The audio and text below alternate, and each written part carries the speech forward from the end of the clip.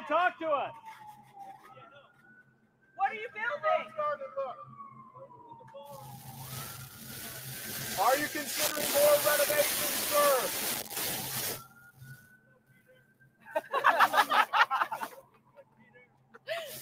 Are you going to build up Aye, there? sir. What does that mean? What do you?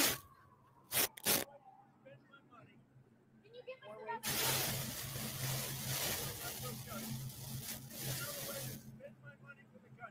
Are you considering a second story? Anything I do is financed by me, so you don't have to contribute. Just like my salary is contributed. Nobody ever mentions that. Sir, are you going to add another level?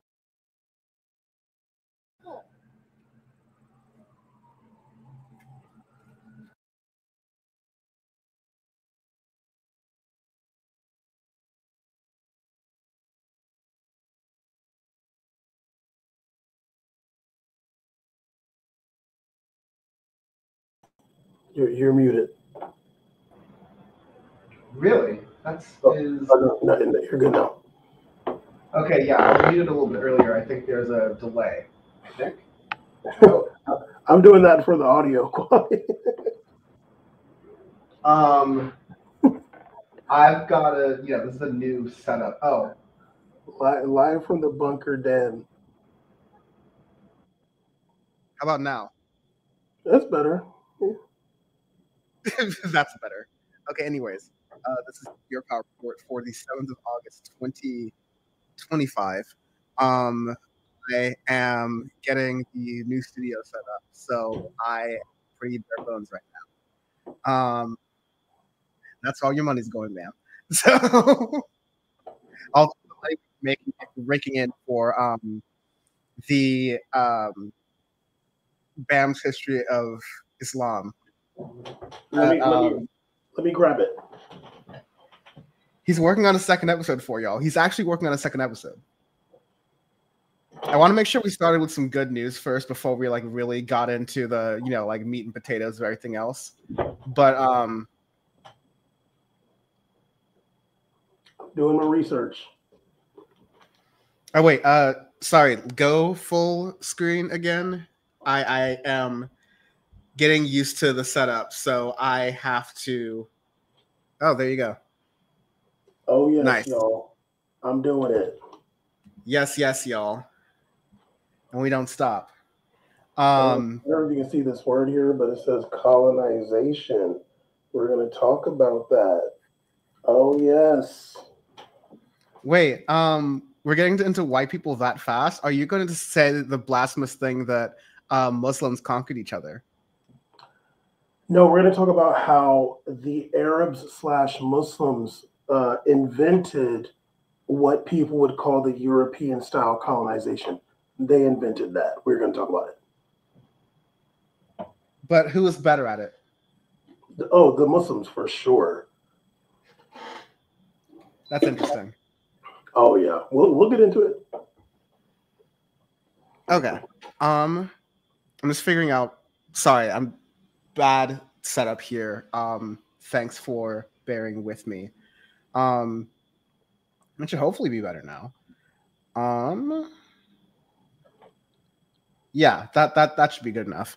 Anyways, unfortunately my monitor is not in my like view of frame, so I can't read things and view the show at the same time the way I used to, but I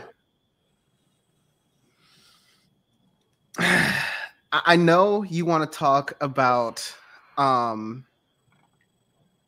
the country formerly known as Rwanda, right? No, sorry. The country formerly known as Rhodesia. Sorry. The country formerly known as Ukraine. But I feel like domestically there is. Have you been paying attention to the whole like Texas thing? With, oh yeah, absolutely. You don't usually have that many thoughts on these sort of domestic issues unless it involves something that Beto O'Rourke would be attending.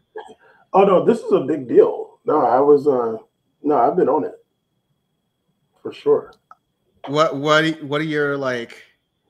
I don't want to Well, say like thoughts, but honestly, like well, I thought that because I had been seeing Beto on MSNBC a few times before um, they left quorum or broke quorum, and he was saying that they need to do it, and I hope they do it. And he, excuse me, Beto is of the opinion that Donald Trump is pushing for this gerrymandering so he can get a third term.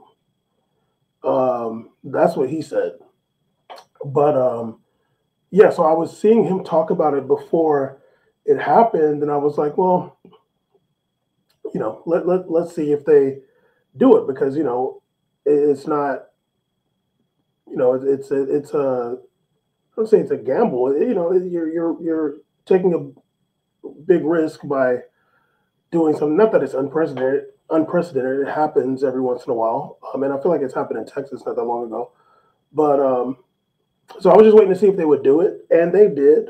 And Ray's homie Jamie, aka JB Pritzker.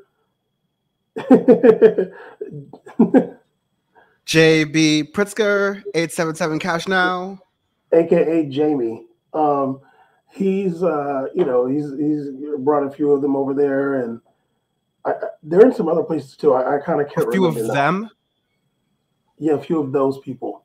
But yeah, I know they're in a few other places, but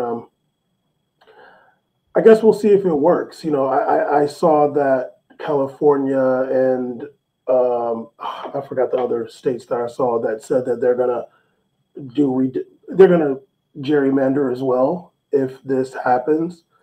If Texas does it, and I did see actually when Beto O'Rourke was on MSNBC, and he was talking about the whole situation. One of the guys did ask him or did mention, he was like, well, hey, like they did this in Maryland, a few years ago. The Democrats did it.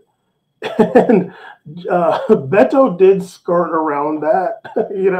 He did wiggle his way out of like really responding to that. But the thing that stuck out to me from the whole situation is Beto saying that, in his opinion, Trump is doing this so he can get a third term as president. That's wild. I don't know if that's tinfoil hat area, but they're doing it. There's so many angles to it that really worry me, least of which being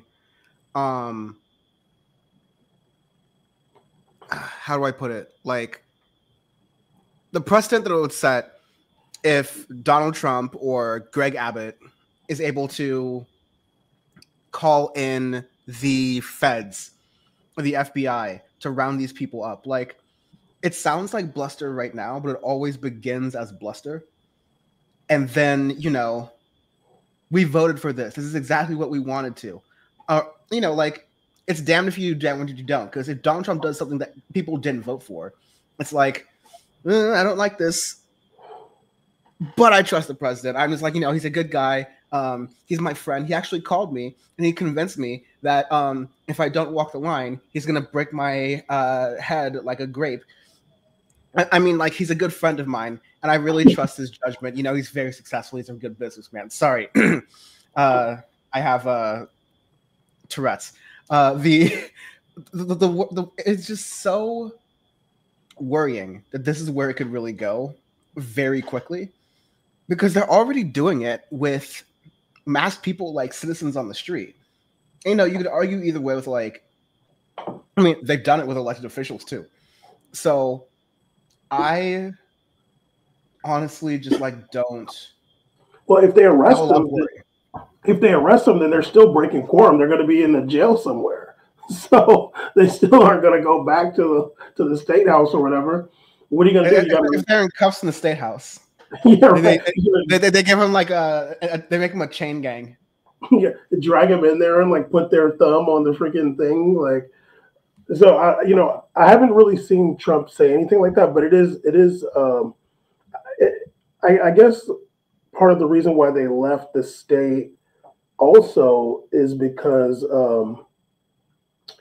there was some fear of Greg Abbott sending the Texas Rangers after them or whatever, the state troopers or whatever.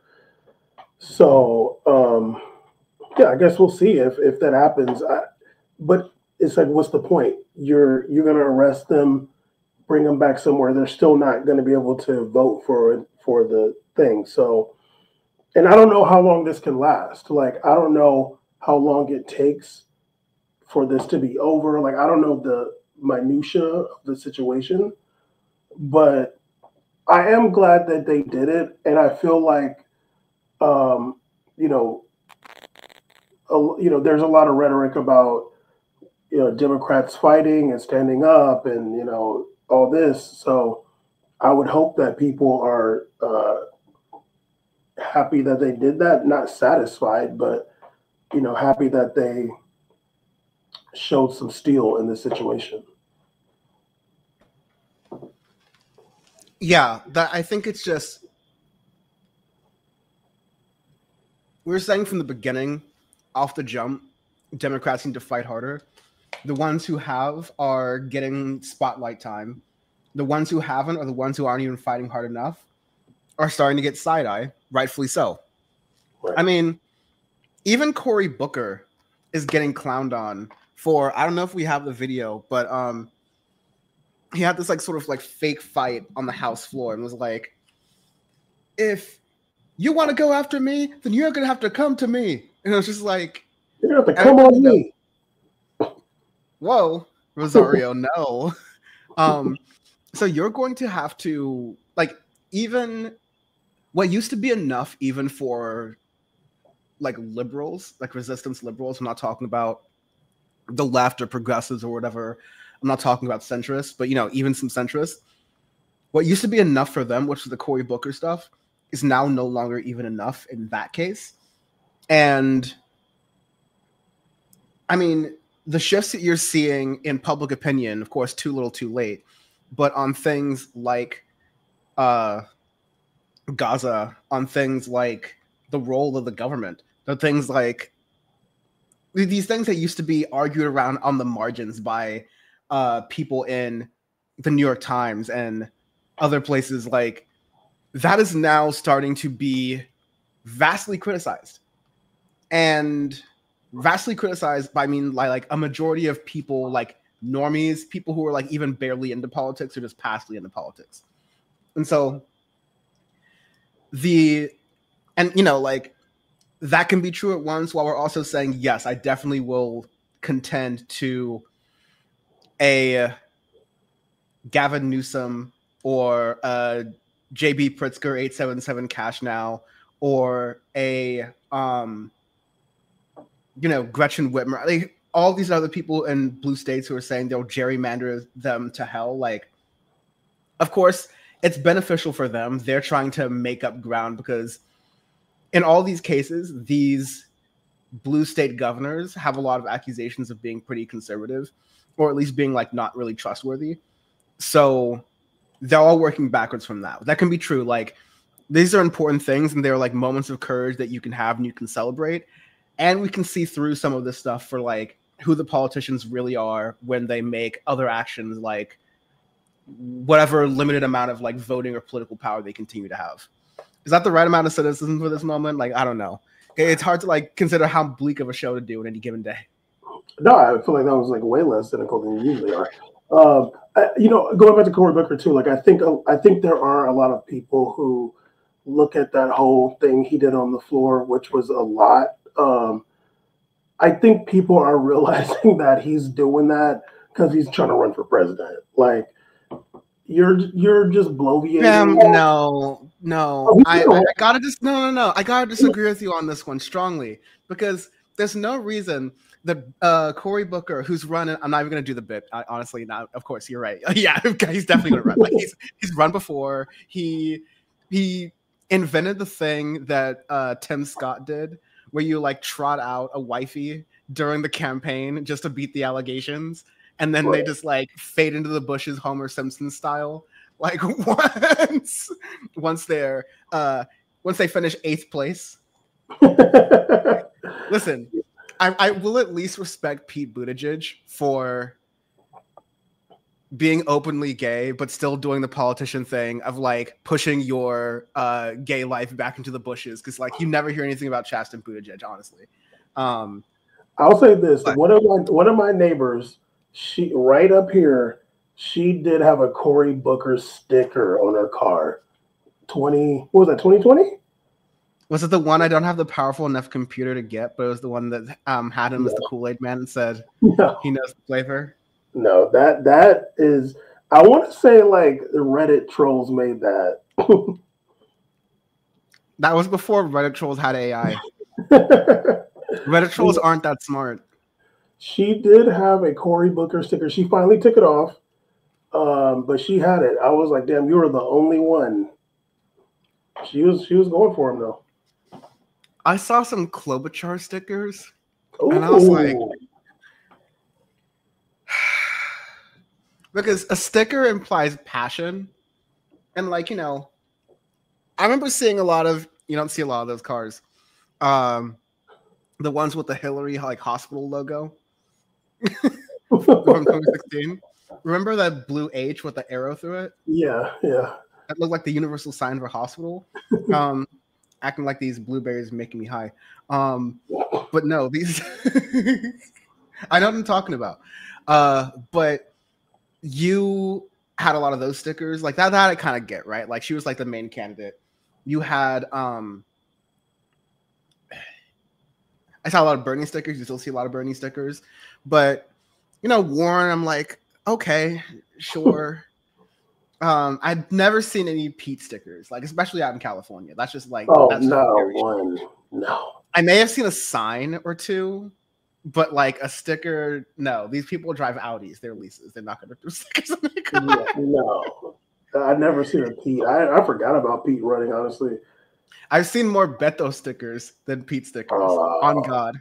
Anyways, okay. I took you way off track. And if you want to play the Beto game, sure. But like you were talking about Cory Booker is going to run for president. Yes, and also when Beto was on that clip on MSNBC, whoever the hosts were, they were saying that he should run for president again, and I was like, dead ass. When Beto was on MSNBC, like, listen, I'll give you your flowers in that MSNBC is catching up to like the online left media and where we were at, and like, I'll be generous and say 2021, but in a lot of cases like 2019. Even before the show started, which is amazing. So 2020, right? But yeah, the fact that MSNBC said it, I don't know if they're the best like palm readers, if you know what I mean. Well, I do mean it in a racist way. No, I'm kidding.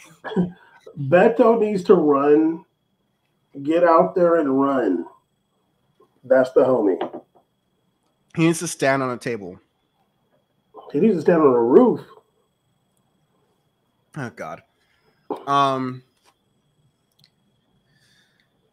Okay. Well, tariffs. Want to go there? Oh my God. It's really just like I'm so tired of it, and I guess they're supposed to actually start to hit now finally.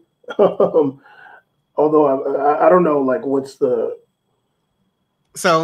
never forget 90 deals in 90 days. Oh, which he said in like late April, which by the way was several weeks after Trump did like the messing with the light switches, like figuring out what light is what when it comes to the entire world economy.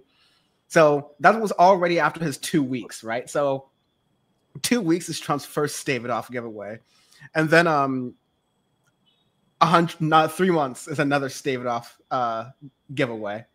And then if he drops it down to 45, that means the dementia is really kicking in that day. Like the sundowning is really happening. So you just got to like watch out. It's kind of an interesting wild card situation. We live in hell. But yeah, it was supposed to be 90 deals in 90 days. That's late April, so May, June, July.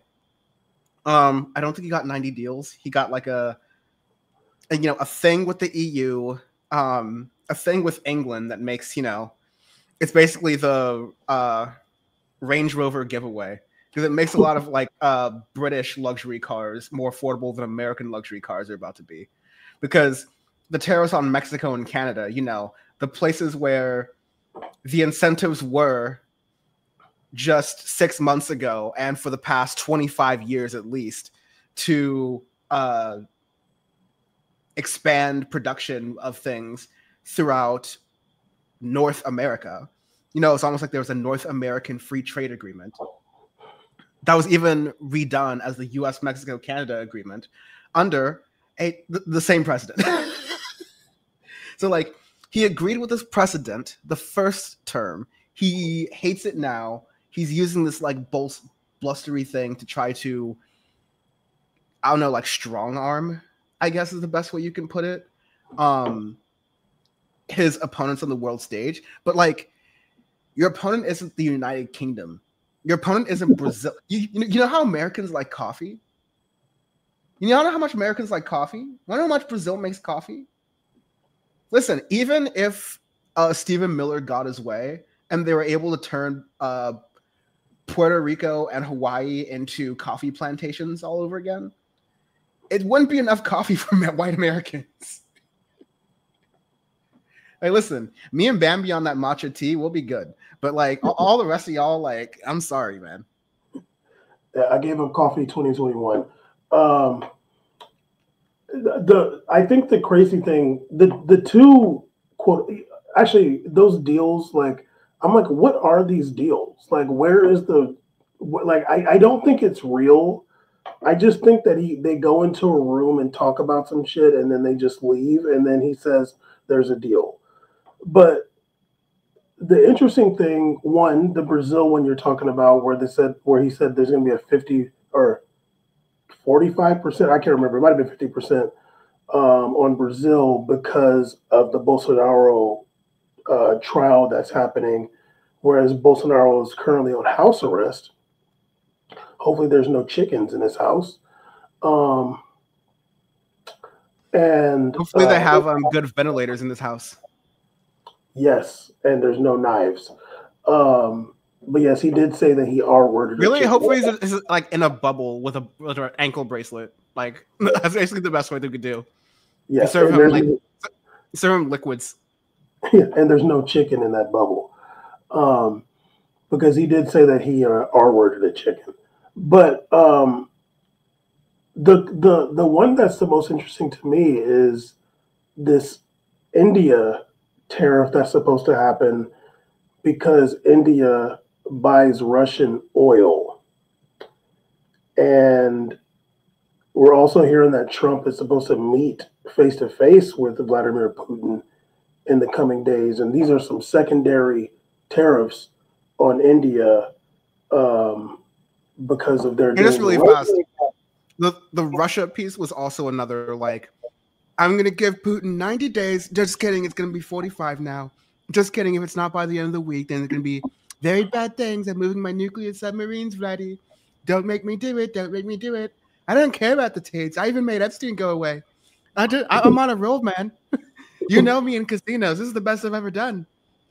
It's also really interesting because when he first came out with that big cardboard thing with all the tariffs that he was going to put on every country in the world, Russia was not a part of that.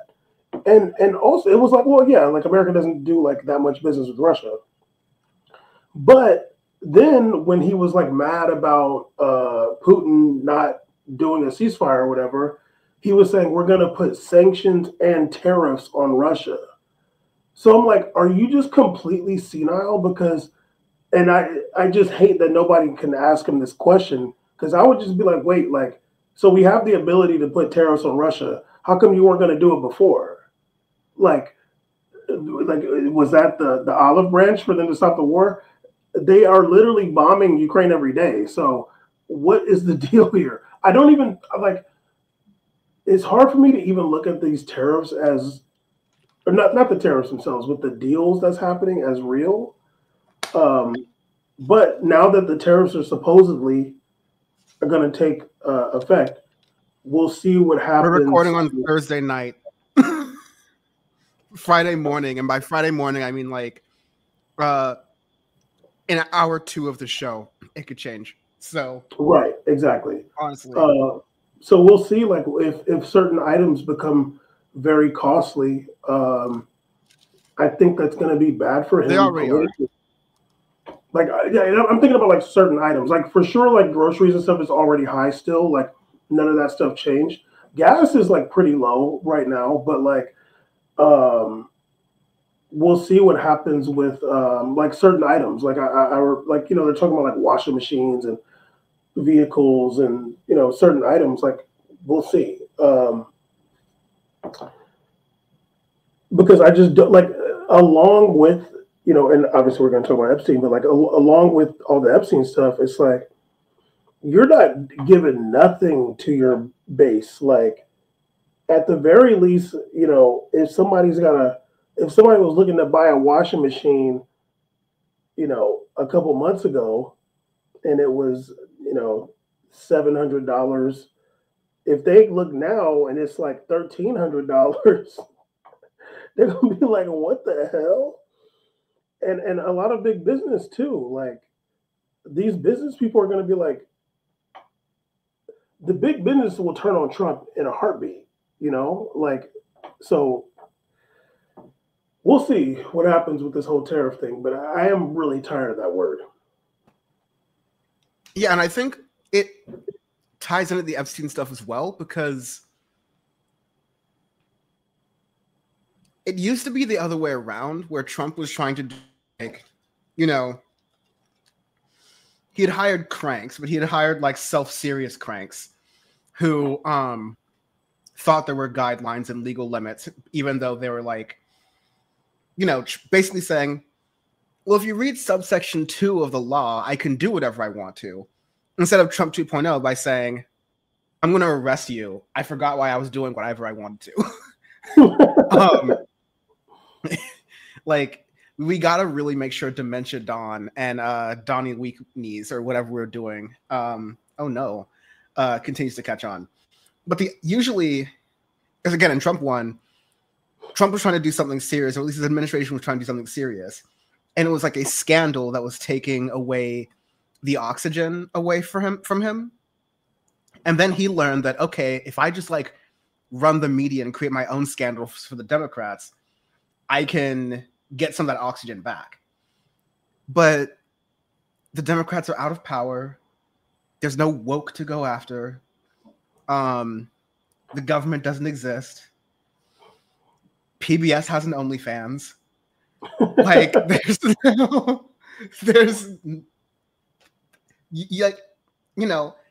there's some institutions that are going to continue going on, and it's like it's drastic, but like it's not terrible. It's definitely a big setback for a lot of these things. But in the eyes of right-wingers, they're tired of winning. And so now they're going to be complaining about different things. And once again, Trump is at the mercy of all these different culture war issues. But this time it's his base that are like used to this meth that are these culture war issues. They're used to getting hyped up on that exact thing. There's the culture war issue of Epstein. Now it's tied to Trump. And they can start to hate Trump now because it's like, okay, well, you got rid of all this other stuff, but I guess the DEI pilots weren't making my eggs pricey. Or, the eggs, like all these other different promises are not happening. And we'll get into this a bit later. This could be this PowerPoint ever at the rate we're going.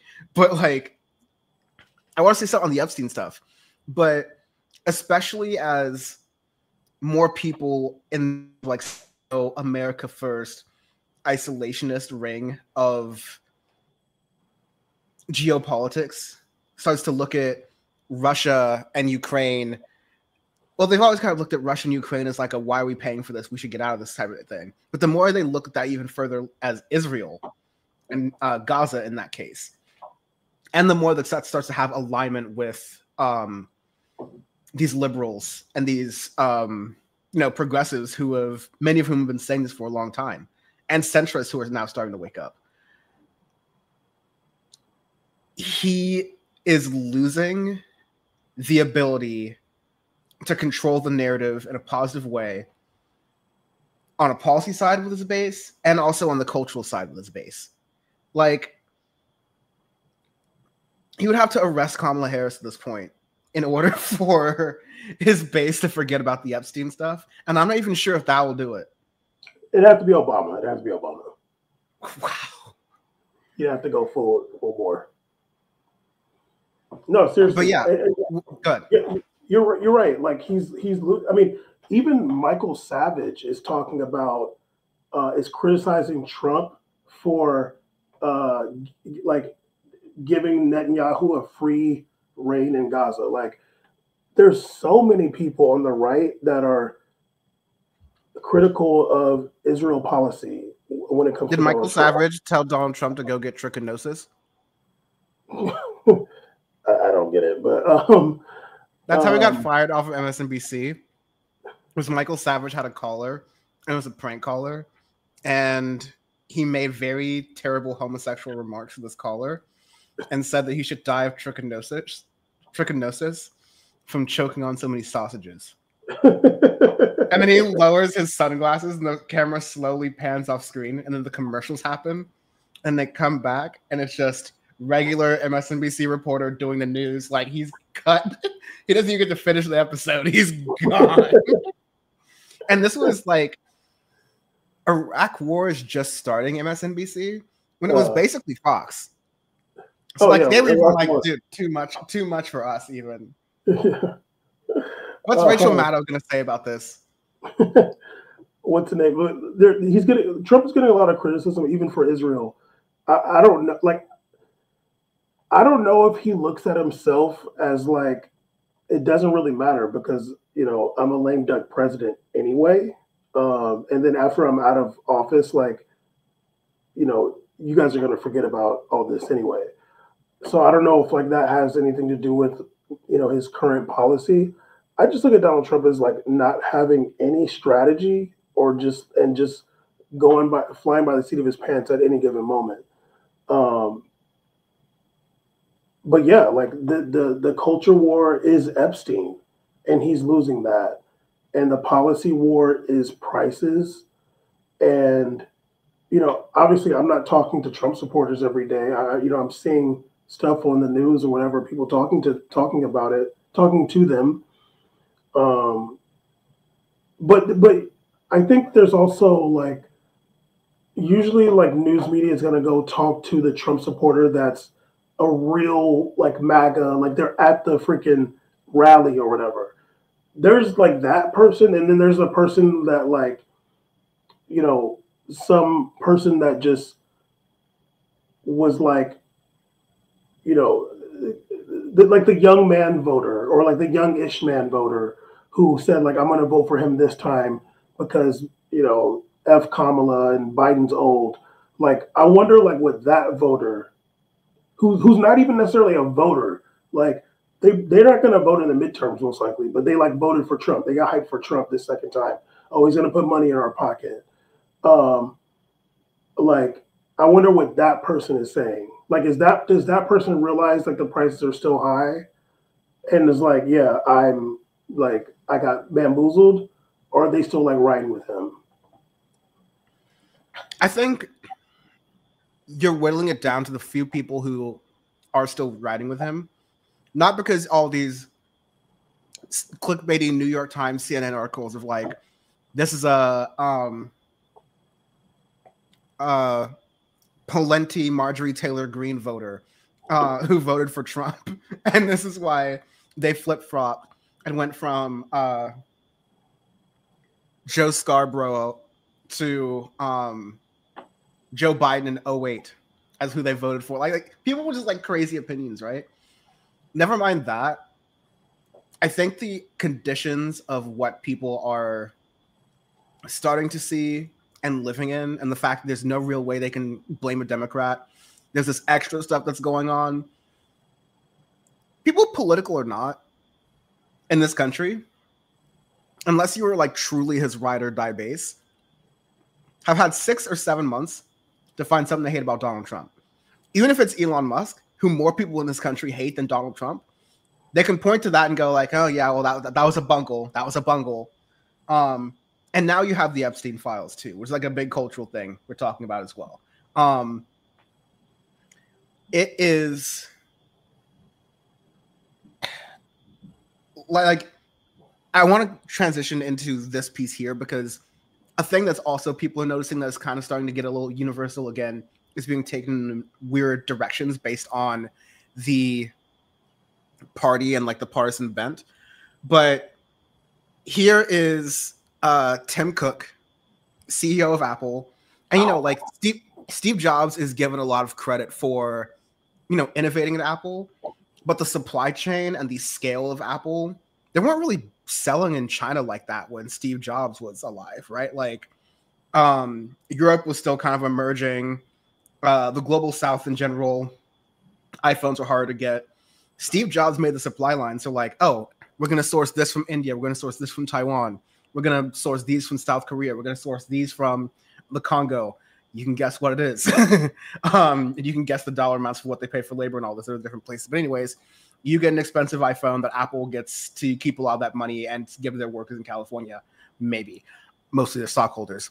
But because of that, and because companies like Apple have all of these different connections to all the different parts of the world, they have a concerted, you know, benefit really to kiss Trump's ass in the best way possible. And, you know, Apple's good at marketing and Apple's good at figuring out their audience. So let's roll tape to how he was caught behaving here. Hang on. You mind if I step up? Yes, please. This box was made here in the U.S., California, and this glass comes off the Corning line. It's engraved for President Trump. It's a unique unit of one. It was designed by a U.S. Marine Corps corporal, a former one, that works at Apple now. That's good. He's done well. Designed it for you. And the base comes from Utah and is 24 karat gold. And it sits, I'll take the liberty of setting it up. Wow.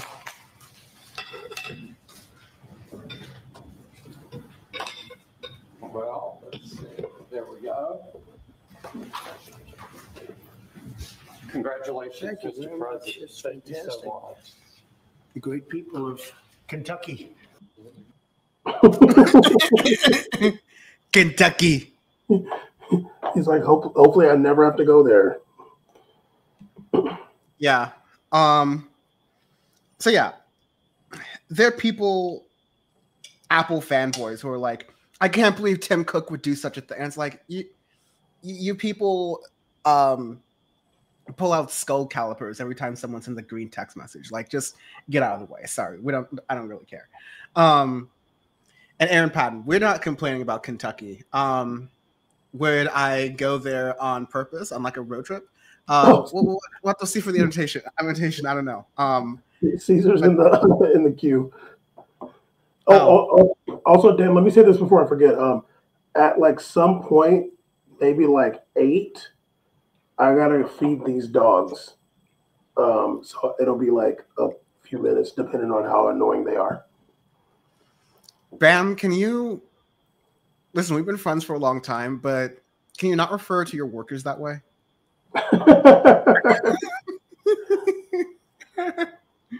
you not refer to your, like, they're working, making you shoes for you to sell on Vermont every single day, and you're like, no. Also, yes. You mentioned Apple, Cobalt, DRC. Just want to let people know who are saying free Congo and all that. The country that owns most of those mines in the Democratic Republic of Congo is China. Okay, China. All right. The good imperialists. When you see those children in those rags going into some mud hole that is apparently a mine, China owns those mines. Okay, just to let y'all know, it's not Whitey's fault this time. Ceez, what are your thoughts? Well, good thing we have Bam here to be the big Whitey defender. We've always needed a gracious, just unapologetically honest man to just come in and be the savior of white. Don't worry, it's me, a black man. I will take the bullets for you. Don't worry, Whitey. Don't worry.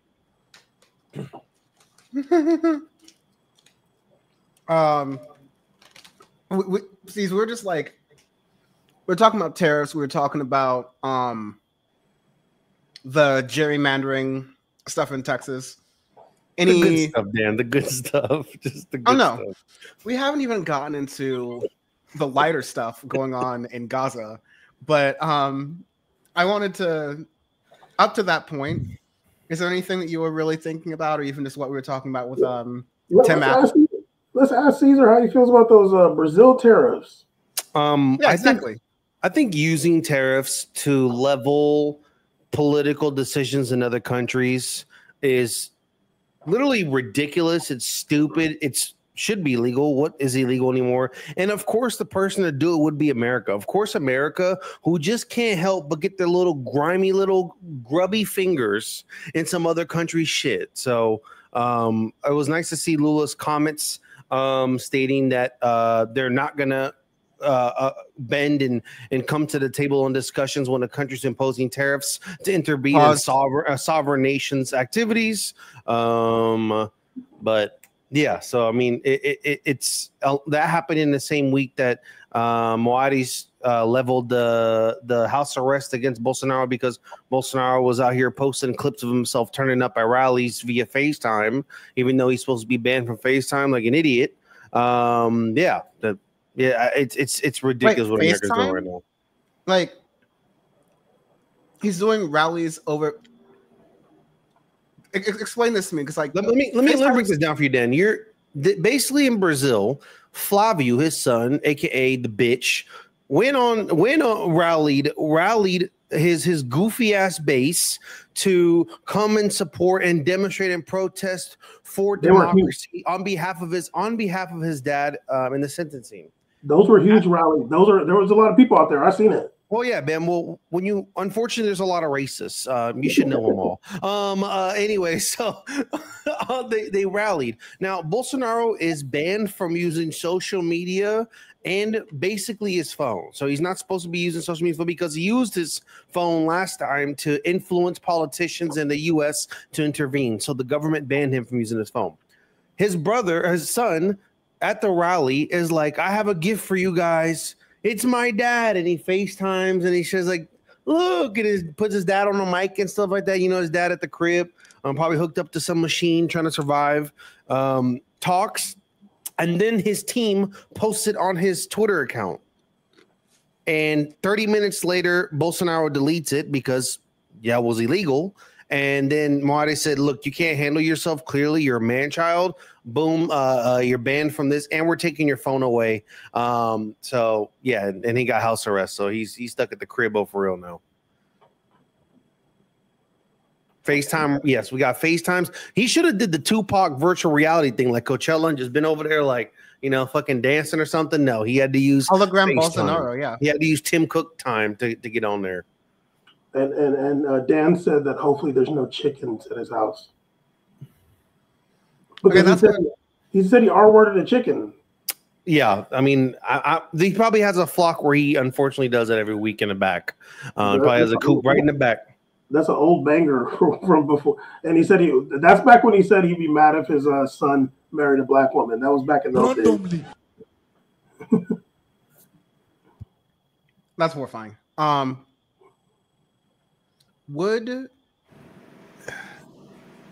don't know. We were that's just like really. I think the obvious take that people have is the envy that Brazil is able to handle their business this way, and that We can't just go to Trump. Okay, nice try. Like, imagine if Biden was like, we're gonna send masked agents to Mar-a-Lago, and we're gonna drag Trump and his entire family, belly on the ground, into a van. Penske rental. I'm talking them like the mail vans that have been decommissioned, the ones with no AC that are just plain white. The right hand joints, the fire, those are fire. Yeah, exactly. But they're not going to be on the front; they're going to be in the back. If Biden had done that and just said, "Hey, no mas, that's it. Like, we're done, no more," the Republicans would have had it too. But in Brazil, it's just like, we have rules, we have standards. We're like not going to do this. There's like a constitutional reasons why they did this, which we should be abiding by. But in America, the Constitution only makes sense when you are in power, or if you believe it makes sense. If you believe you can abuse the Constitution for your advantage, you'll either do like what they did in Trump 1, which was, well, we believe in this thing called constitutional originalism, which means whatever they meant in 1776 is what I telepathically understand. Therefore, it's kind of like the word of God. And so whatever I say, don't say I'm wrong. It's word of God.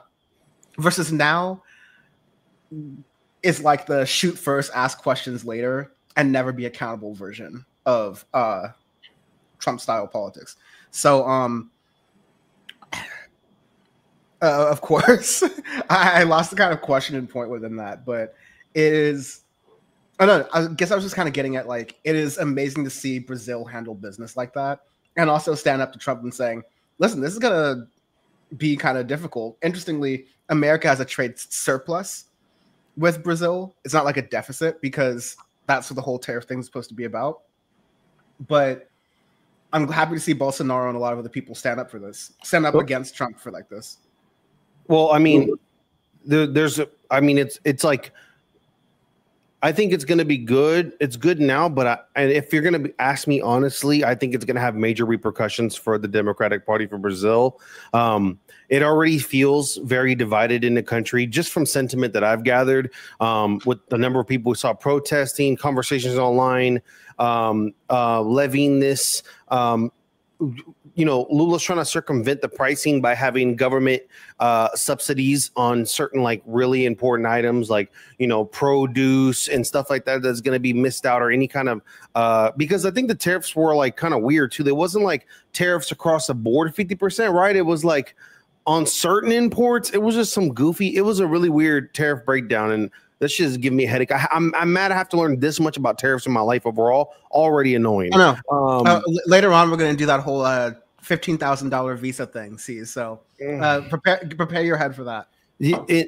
Lula said that he's willing to negotiate with Modi and stuff like that and China to do what he can, but obviously it's not that easy. And America is a big supplier, especially of tech for Brazil, tech, cell phones. A lot of our stuff we do get from America.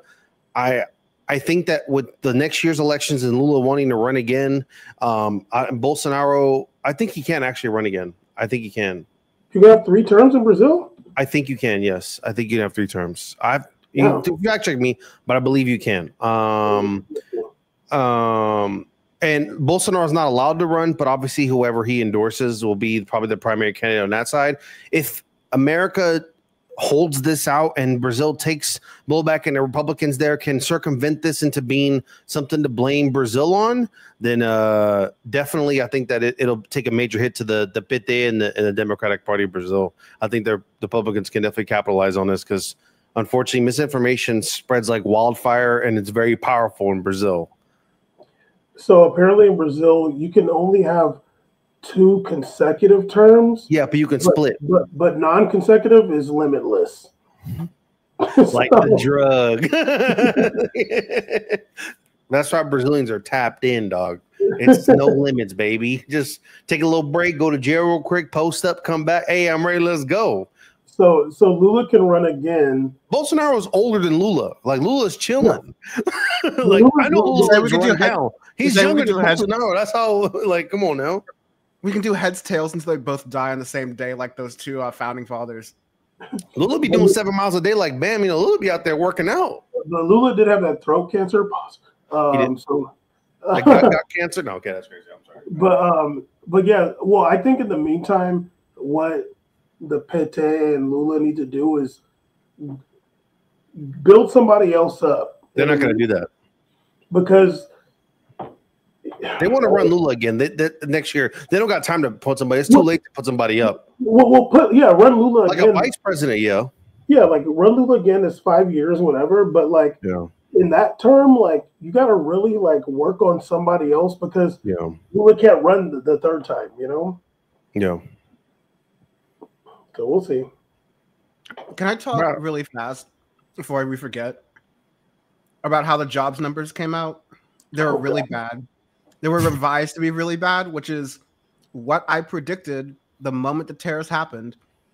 And like the fact that the jobs numbers were really good and the economy did really well was like, wow, you got the pump and the dump and the lump. I don't know, like they just got like everyone who pump and dump the economy based off of Trump's original Liberation Day thing just made money over money over money over money. But now those jobs numbers got revised, which always happens. But this was the biggest revision in decades. Trump fires that person, and it's just going to replace them with someone who's like, "Oh, you got 11 billion jobs, sir. Once we add all the blowjobs you got this year, this is an all-time record, sir. We got our first person hired in Mars." It's like, what? How did you do that? Me and Caesar were talking about. I was like, it's literally giving Stalin like, "Sir, the people are starving in Ukraine. Ukraine." Bitch, you cooking? What? Off to the gulag for you, buddy. Yeah. You telling me shit about people starving? Jobs. Yeah. And with that report, like, it was already obviously, I believe the labor statistics, like those people, their job, they're just data nerds. Like they're in there, like get numbers, like they're all about raw data numbers. That's what they care about. Honestly, they don't care necessarily. Their priority is not to elevate the economy or make it better or worse. They just they just report data and number statistics. That's what these people do. But it's especially more believable when ADP comes out, and ADP, who handles payroll for some of the largest companies in the world, including the one I work for, and they're like, yeah, literally last month minus 28,000. So it's like, yeah, like they're talking like if they're doing payroll, they're seeing that across payroll side. Then of course the labor is going to be revised down. Like numbers are down. Why would all companies? Top 5 companies, all these companies, even Tim Cook over there, all those companies are on hiring freezes, hiring stallings, revisiting tariffs. There's literally CEOs having conversations, talking about, we don't know the state of things. It's erratic, it's sporadic. So how would that ever be a thought of like, oh my God, the economy is boosting.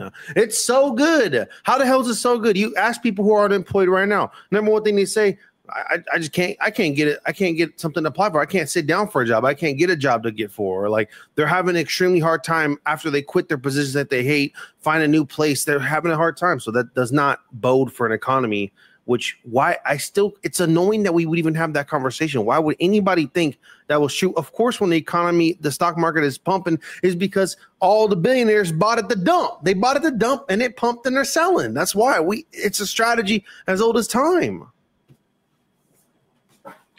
Yeah, it's the situation is not looking good for Trump. I think anytime someone asks him about anything bad about the situation, he just says, "Oh, we inherited a really bad situation with Biden, and we're trying to recover." The best numbers ever. Where? Where is these numbers? He's going to say that in 2028.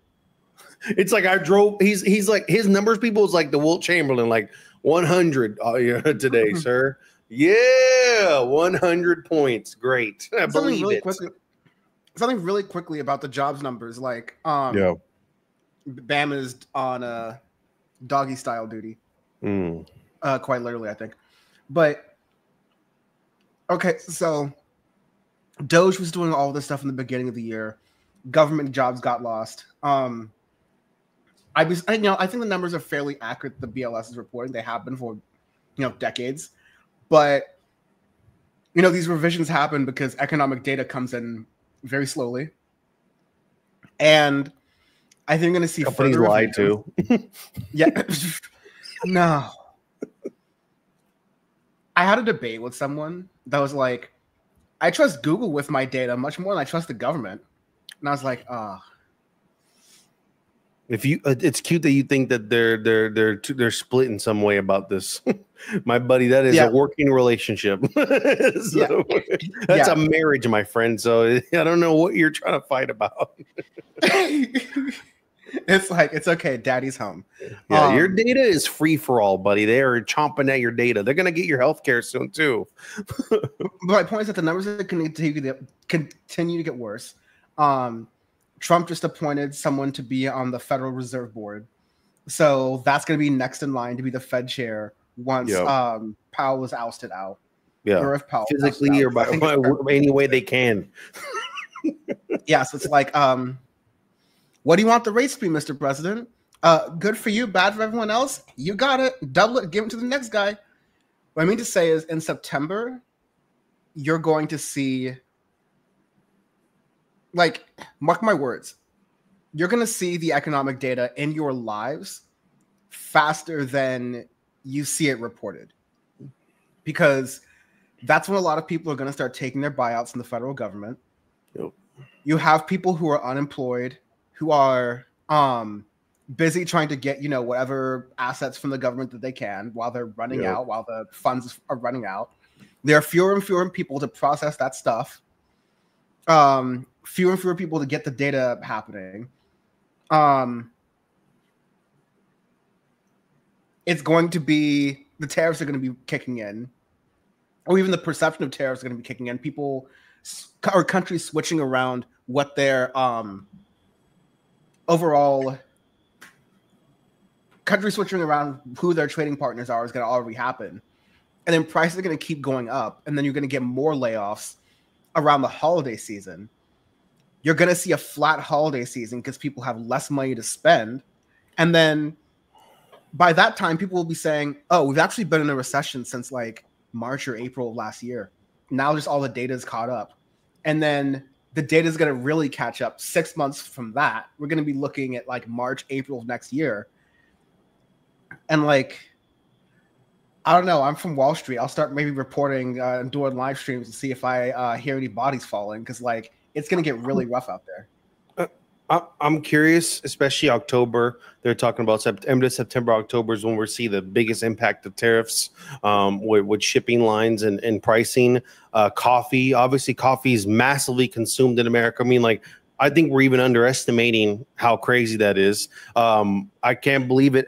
I mean, in the past, we used to talk about discussions on whether, the price of gas. There may be discussions about, but like, coffee's double the price. Like, what the hell? Like, that's ridiculous, because that's such a common consumption of Americans every day, and it is extremely hard to drinking jet fuel. Like, people are going to start. Oh yeah, they're gonna be on their Monster Zero sugars all day. Monster Zero time. We're locked in. My favorite. Celsius America.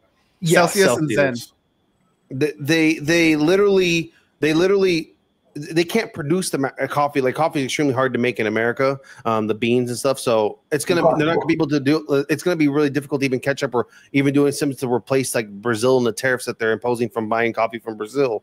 So we'll see how this affects day-to-day consumption and other produce, because produce was a discussion before with eggs. So I can imagine it could be similar like that when it comes to like coffee prices going up. And I don't know though. Once again, if Americans are going to spend far less due to economic constraints. But I will say, I think that we'll see residual damage on the increase in Americans' debt, although Americans are higher in debt than ever in history with the introduction of Klarna and Afterpay and companies like that. I think that we'll see it pitfall to real bad levels in the winter if things don't transition soon, because unfortunately, no matter what, Americans will consume. It may not be at the same rate, but they'll consume. And sometimes even when things are dicey, they go over the top as well too, and they just assume debt. So I think the debt will get pretty bad for sure. The debt's going to continue getting worse because it already has been. Klarna and Afterpay are already like we don't have enough money. Because the way they're able to do all these loans and like not hire Tony Soprano to come after all these college students was because interest rates were low and credit was cheap. Now that's not the case. These companies don't have any, like collateral to continue functioning. They're not making money off the fees because people are just like defaulting on their Chipotle burritos. So credit cards are going to go up as people are just like, Chase Bank replaces people's Medicaid. CVS replaces people's Medicaid and Chase Bank replaces people's food stamps. Medicaid is going to be a pistol with one bullet. Yeah. They're going to let you spin it on a table and just take it, see what happens. And then, obviously we even talked about in that. Or joining ICE. Yeah. These companies transitioning to more AI-based workers and self-checkout lines. We're going to see unemployment rise on that end too, because a lot of those industries employ large percentage of Americans. And with the introductions of less workers there, yikes, And lastly, I'll say, close it off. I also thought we were talking about the Stalin point before you left randomly. I was going to bring up another thing. It's like him trying to influence and control the census, like documenting American census. I'm like, interesting. Where have I heard when they start to play with the census? Reminds me of a time that we were enemies against. So I don't know. You're going to count as people, and you're going to count as.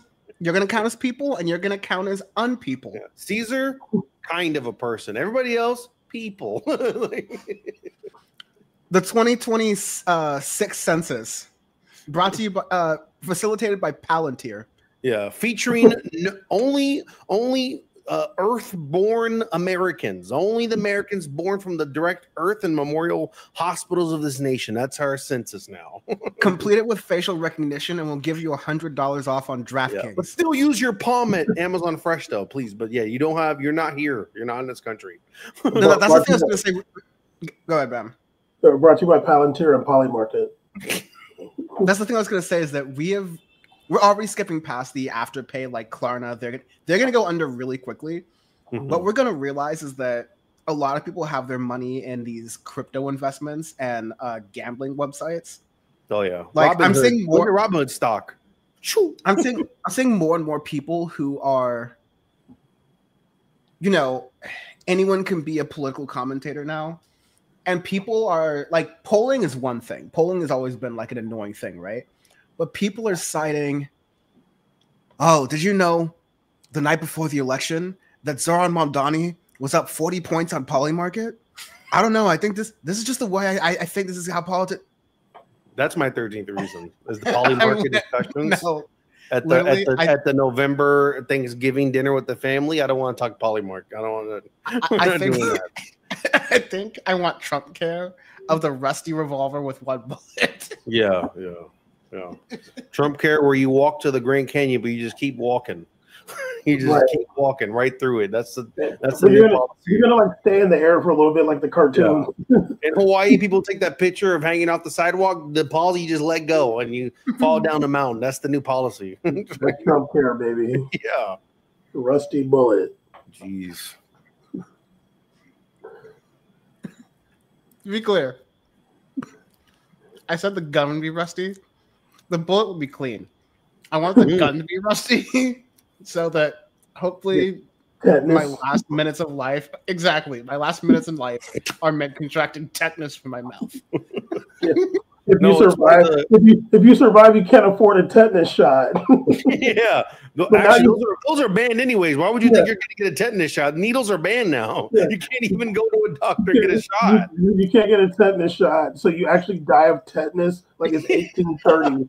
Yeah, the only way to get shots in the future is they're going to sneak vaccines and tattoos. And tattoo artists are going to start just slipping that shit through the ink now. That's the only way you're going to know you're vaccinated. The clean lead bullet actually makes it's like rubbing alcohol for the tetanus. It basically makes it so much better. As bad as that was, that's your top two. As bad as that was, that's top two. Your number one is Obama, but Yeah. like, Top two, I'm not 30 talking one. 30 seconds. After 30 seconds, it gets bad. Yeah, when you hit that 30 real good though. The 30, Dan, you yam that shit in. First 30 seconds, you're killing Obama. The rest is a double dribble, a travel, a fucking That's why I'm single. It's just always after the first 30 seconds. It's anyway.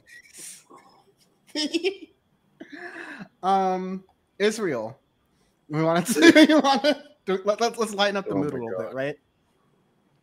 The Avengers Actually, of World Destruction. Let's before we do that, let's go into some chats. Let's have some fun.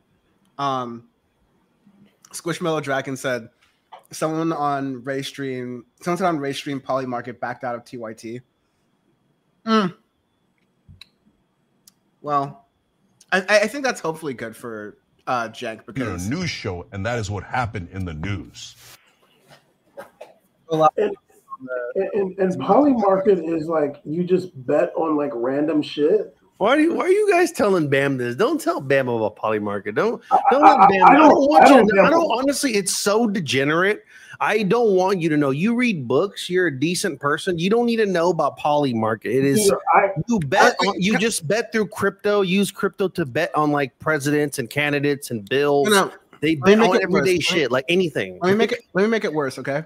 On Poly Market specifically, you were able to bet whether or not there's going to be a ceasefire in Gaza. Literally, you can you can bet if like there was like bets on like Planned Parenthood and like abolition of like it's crazy. People are anything. It's the degenerates over under on how many people ICE is going to detain in the month of May. Like new segment. Like let's look at betting. What's the top betting things on Poly Market is our new segment. You know, like some of these betting, and then take Bam's opinion what he'd bet on. No, some of these betting places are so bad. Honestly, there was one. There's definitely one of these betting sites. It was sports betting. They were like, we have the exclusive rights for prop bets on the Special Olympics. Bam. Let me read you a couple off the rip right now. Are you ready? Okay. This is gonna be top 4. Okay. Number 1. Another dildo thrown at the WNBA game by Friday. Oh my god. Okay. Big 31% chance. That's a good bid right there, if you ask me. $266,000 bid on that right now. Wait. So ceez. What's the mechanism for bidding? And Bam, what are you gonna bet on that? Or we can pass. I don't want to get we'll just say if Bam had hypothetically was a large crypto holder, Bam, would you place bets on that? I don't gamble. Like honestly, I don't gamble. So okay. He's a good Muslim. I'm sorry about that. That's neither yes or no. Another one. Who will Trump meet with in August? Vladimir Putin, Crown Prince Mohammed, Zelensky, Netanyahu, or Musk? And like, so how does it go? Like, you just pick one, and that's your bet? You pick one. You pick a yes on one of them. You pick a yes on one. The top one is there. The top is Vladimir Putin. They really think they're going to meet in August. Is Vladimir Putin and Trump? Said that, so. Yeah, so that's the top. But if you bet on opposite, maybe he gets sick. You don't call up, kind of cash out right there. Yeah, that's. I don't hate stupid people enough. Presidential election winners in 2028 leading on this website is JD Vance, by the way. Yep. Okay. Shocker. Okay, so Bam, listen, let's start from today. Roll the tape. How many times you will hear in political coverage from now until 2028, if we even have electricity, is it still then? Currently, Poly Market has so-and-so leading in the presidential polls. Oh, no. Because it'll be based on people betting on that person? Yes. There's no methodology. They're not calling people. And it's people on cable news who are saying this with supposed news divisions, because all the people who are good at working at cable news left. and all the bad people who are social climbers, who are airheads, are there, and they're like, just pull the poly market stats. Trump sued Gallup polling out of existence. I'll make a bet. I'll make a bet right now. I'll make a bet, and I'll put it on myself. By next election cycle, midterms. Right? Let's do midterms. By midterms, I'll take a bet. You let me know, yes or no, if they will use poly market, not like but they use it like, let's say a candidate's talking, they put a ticker below him like poly market favorability graph. Like if they use that shit, what is the chances of that happening? Or they just put a little ticker like, oh, here's, I don't know, JD Vance talking 60% voted him on the polymarket.com. Like what did you like? Go ahead. Discount Seth Rogen says, per Twitter, WNBA betting volume on dildo surpasses betting volume for who will win the game. Yes. $226,000 is on the line about someone chucking a dildo. You're not going to tell me someone's not trying to sneak a dildo into that stadium right now. Security is working harder than ever trying to prevent dildo. They probably have a whole to them right now. No. Don't smell that dildo. They sell them at Target. They probably went to Target and bought like 15 of them shits. No. Security's on the other side of that poly market bet, though, is the thing. So you got all the security guards who are like, listen, we all got to bet against that. Yeah. And we are going to make it. This is the 21st century version of everyone goes in on a lotto ticket. It's a 31% chance it's not going to happen. So that's less people believe it. So they're going to make more money if it does. Exactly. Yeah, so all the security guards are like, Americans are trying to sneak it in every crevice, then you got them. You don't even know, dog. No, like, I don't know where that game is, but let's just say it's in Brooklyn or whatever. They are going to go down to all of the neighborhoods. They are going to hire all of the gayest security guards who have snuck in stuff. They have 2 days. Tomorrow's the cutoff. So, it'd be really funny if they're like, well, this week they reported record highs in viewership in WNBA because everybody's trying to see if a dildo's chucked on the damn court. Intently watching Minnesota Lynx versus Washington Capitals or whatever basketball tonight because they want to see if dildos in the field. Sorry, Washington. What are they? Women. The Washington women. Damn.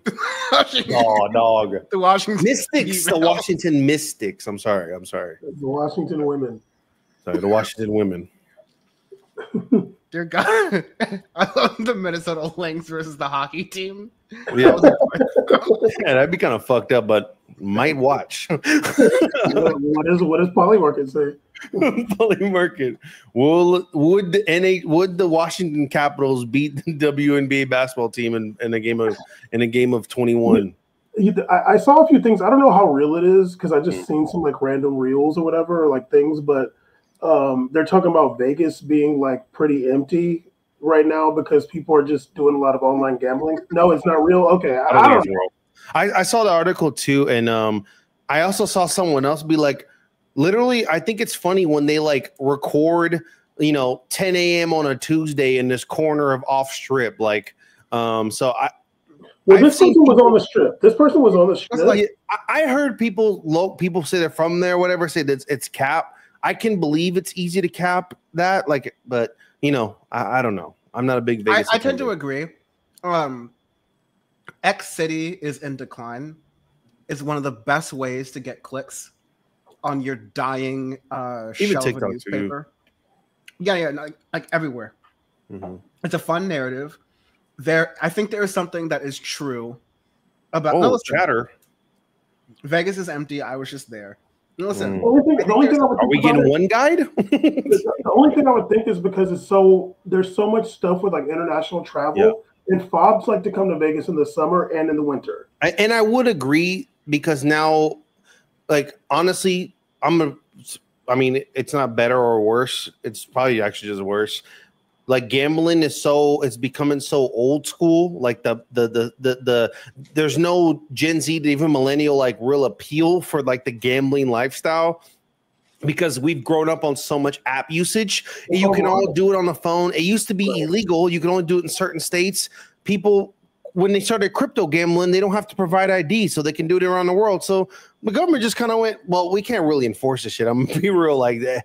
They're just gonna move their money and and buy on Coinbase, get a Coinbase account, put money on there, and then buy crypto and then online gamble, as we see with Stake and some of these big corporations kick, by way of Stake. Yeah, they make too much money to get in their way. Too many shootings in Vegas for me. That's why we don't got no money to gamble. Yeah, I mean, I agree. No. Honestly, like I think it's two things. Like, I think people's disposable income and people's willingness to travel is down domestically or internationally. Yes, that's true. I think that's definitely true, and so I think local downtowns and places like that are really thriving because people are like going out and staying local and staying close. So like I'm seeing a little bit more of that community stuff in some places.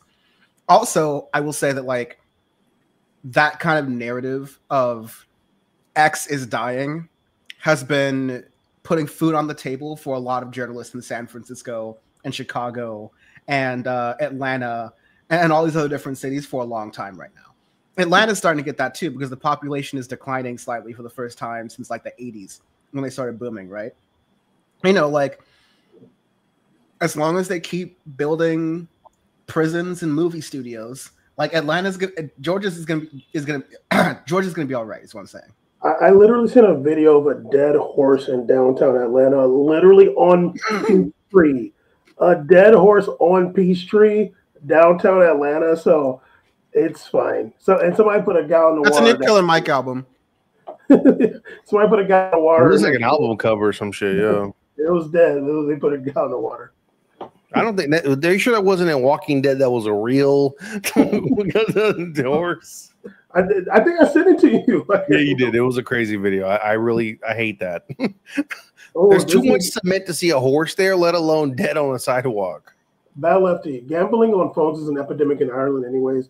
As much as it's easier to hide until you're in real trouble. I can't imagine it's much different in USA or anywhere else for that matter. It's a worldwide. I mean, you can even see the funneling through, such a sports like or countries with not as popular sports worldwide have been galvanized with money coming in through gambling websites. Gambling's a massive issue in Brazil, and that's people who are struggling to live. So the thing about gambling, it's not people will always, especially addiction to gambling, you'll always find the money to gamble because gambling is so addictive. It'll let you not feel hunger because you'll feel better. You'll feel the release, the adrenaline from gambling will circumvent however physical ailment you feel in that moment. Like that rush, that addiction is real. And that's why so many people die from it. It's a horrific disease to get. And right now it's as popular as ever. I mean, there's probably gonna be reports coming out also talking about how many kids under 16, 13, all gambling. Because it's on the phone. It's accessible to anybody. Yeah, I've always hated how the government runs like the lottery out of like liquor stores and like places where you buy cigarettes. And you see the people buying it, so you're like, dude. It's like, if anything, tech was like, we're gonna do what like MedMen did to the trap house weed. Like, we're just gonna like Apple store it up. We're gonna class it up. We're gonna it's like, okay, you want your addictions. We're gonna give you a phone where it's like, you have your buying addiction, you have your gaming addiction, you have your sex addiction, you have your gambling addiction. We're just going to put it all in this little box here. And we're going to make it worth hundreds of times more, or like make people pay hundreds of times more for all that stuff than people do for lotto tickets, beer, and cigarettes. It's really insidious because then it's given as free and then it becomes data, and we're getting into like a existential pass the bong like kind of rant here, but like it is really troubling how this is all playing out and the backlash to this, like the tech backlash that I'm not sure will ever like fully come per se. Like I'm not saying, oh, we're gonna like take down the internet and just like completely give up on all that, but people going to more analog things, people saying I'm not using dating apps anymore, I'm going to actually go outside and meet people, is really interesting. Why? It's crazy. I play solitaire on my phone, and there's a gambling version. Why would you gamble on solitaire? You're deep, yo, deep. I mean, I had somebody in my family. Spider solitaire with a little spider joke. That's my shit right there. I had somebody in my family with a gambling Baccarat's addiction. Sudoku. I had somebody in my family with a gambling addiction. You know, it is like, you know, I can't even imagine, you know, that transition from like this person had to like go drive, you know, at like 45 minutes to the casino, you know, in San Diego. Or it's like, I think a lot of people know people in their family like that go buy lottery tickets. Even some people buy lottery tickets every day, but it's only like a couple dollars. You know what I mean? Like, or if they got like, you know, a lot of tips, so like, okay, I'm gonna go buy $50 worth of lottery tickets, and or like I'm gonna buy 10 scratchers. But and for sure that adds up. But like when you're just sitting on your phone, like I can't even imagine where all you gotta do Anywhere. yeah, you just click it, and they're not like, oh, okay, hey, like you gotta that you reached your limit, like, you know, they're not doing anything like that. It's just okay. It's a construct of everything. Like I wonder, like I don't know anything about like the online gambling and stuff, but like I wonder if they're really insidious, like casinos will do, like, oh hey, you know, we'll give you $20, you know, like if you sign up, we'll give you $50. They do that. Ma'am. They price match. They do bonuses. Like, I mean, not even crypto. I remember a thing that I remember when I used to watch football when I was younger. Like, they'd be off ESPN2 channels where they talked about spreads and stuff, and I'm like, I already know what they're talking about. I'm just gonna like, you gotta know what it's about. But then, like now, you watch a football game, you're getting smacked up with some DraftKings every minute. When they finish a drive, they're like, this is gonna get you this many points. You're like, oh my god, like it is such a construct of the money structure now. It's so embedded. It's on your phone. They let you do last minute switches. It becomes Disney a part. It's is like in you're the playing a gambling game. business now.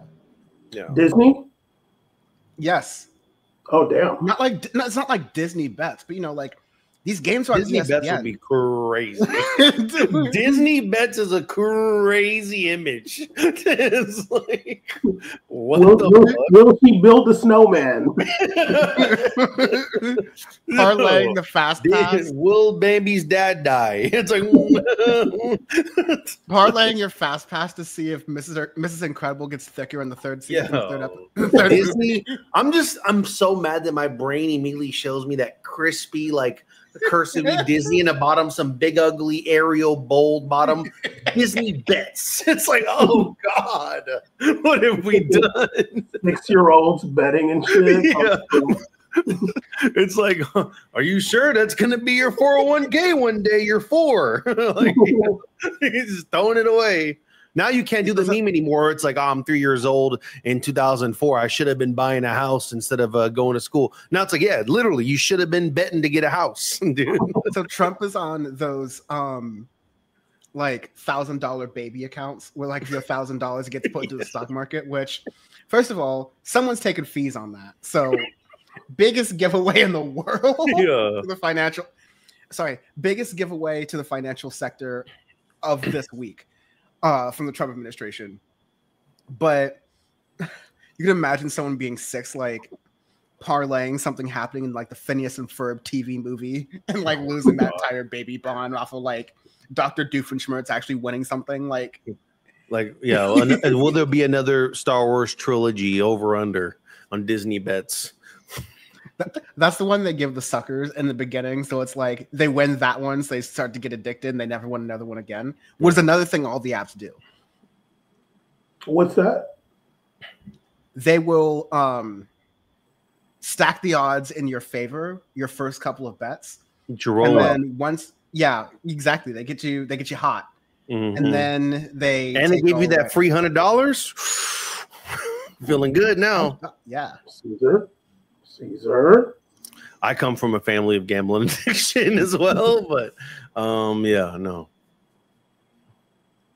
No, thankfully my addiction is spending my money on pieces of technology that are difficult to ship. Yeah, my addiction is buying $80 of FIFA every year since 2001. That's my addiction. So they can have it.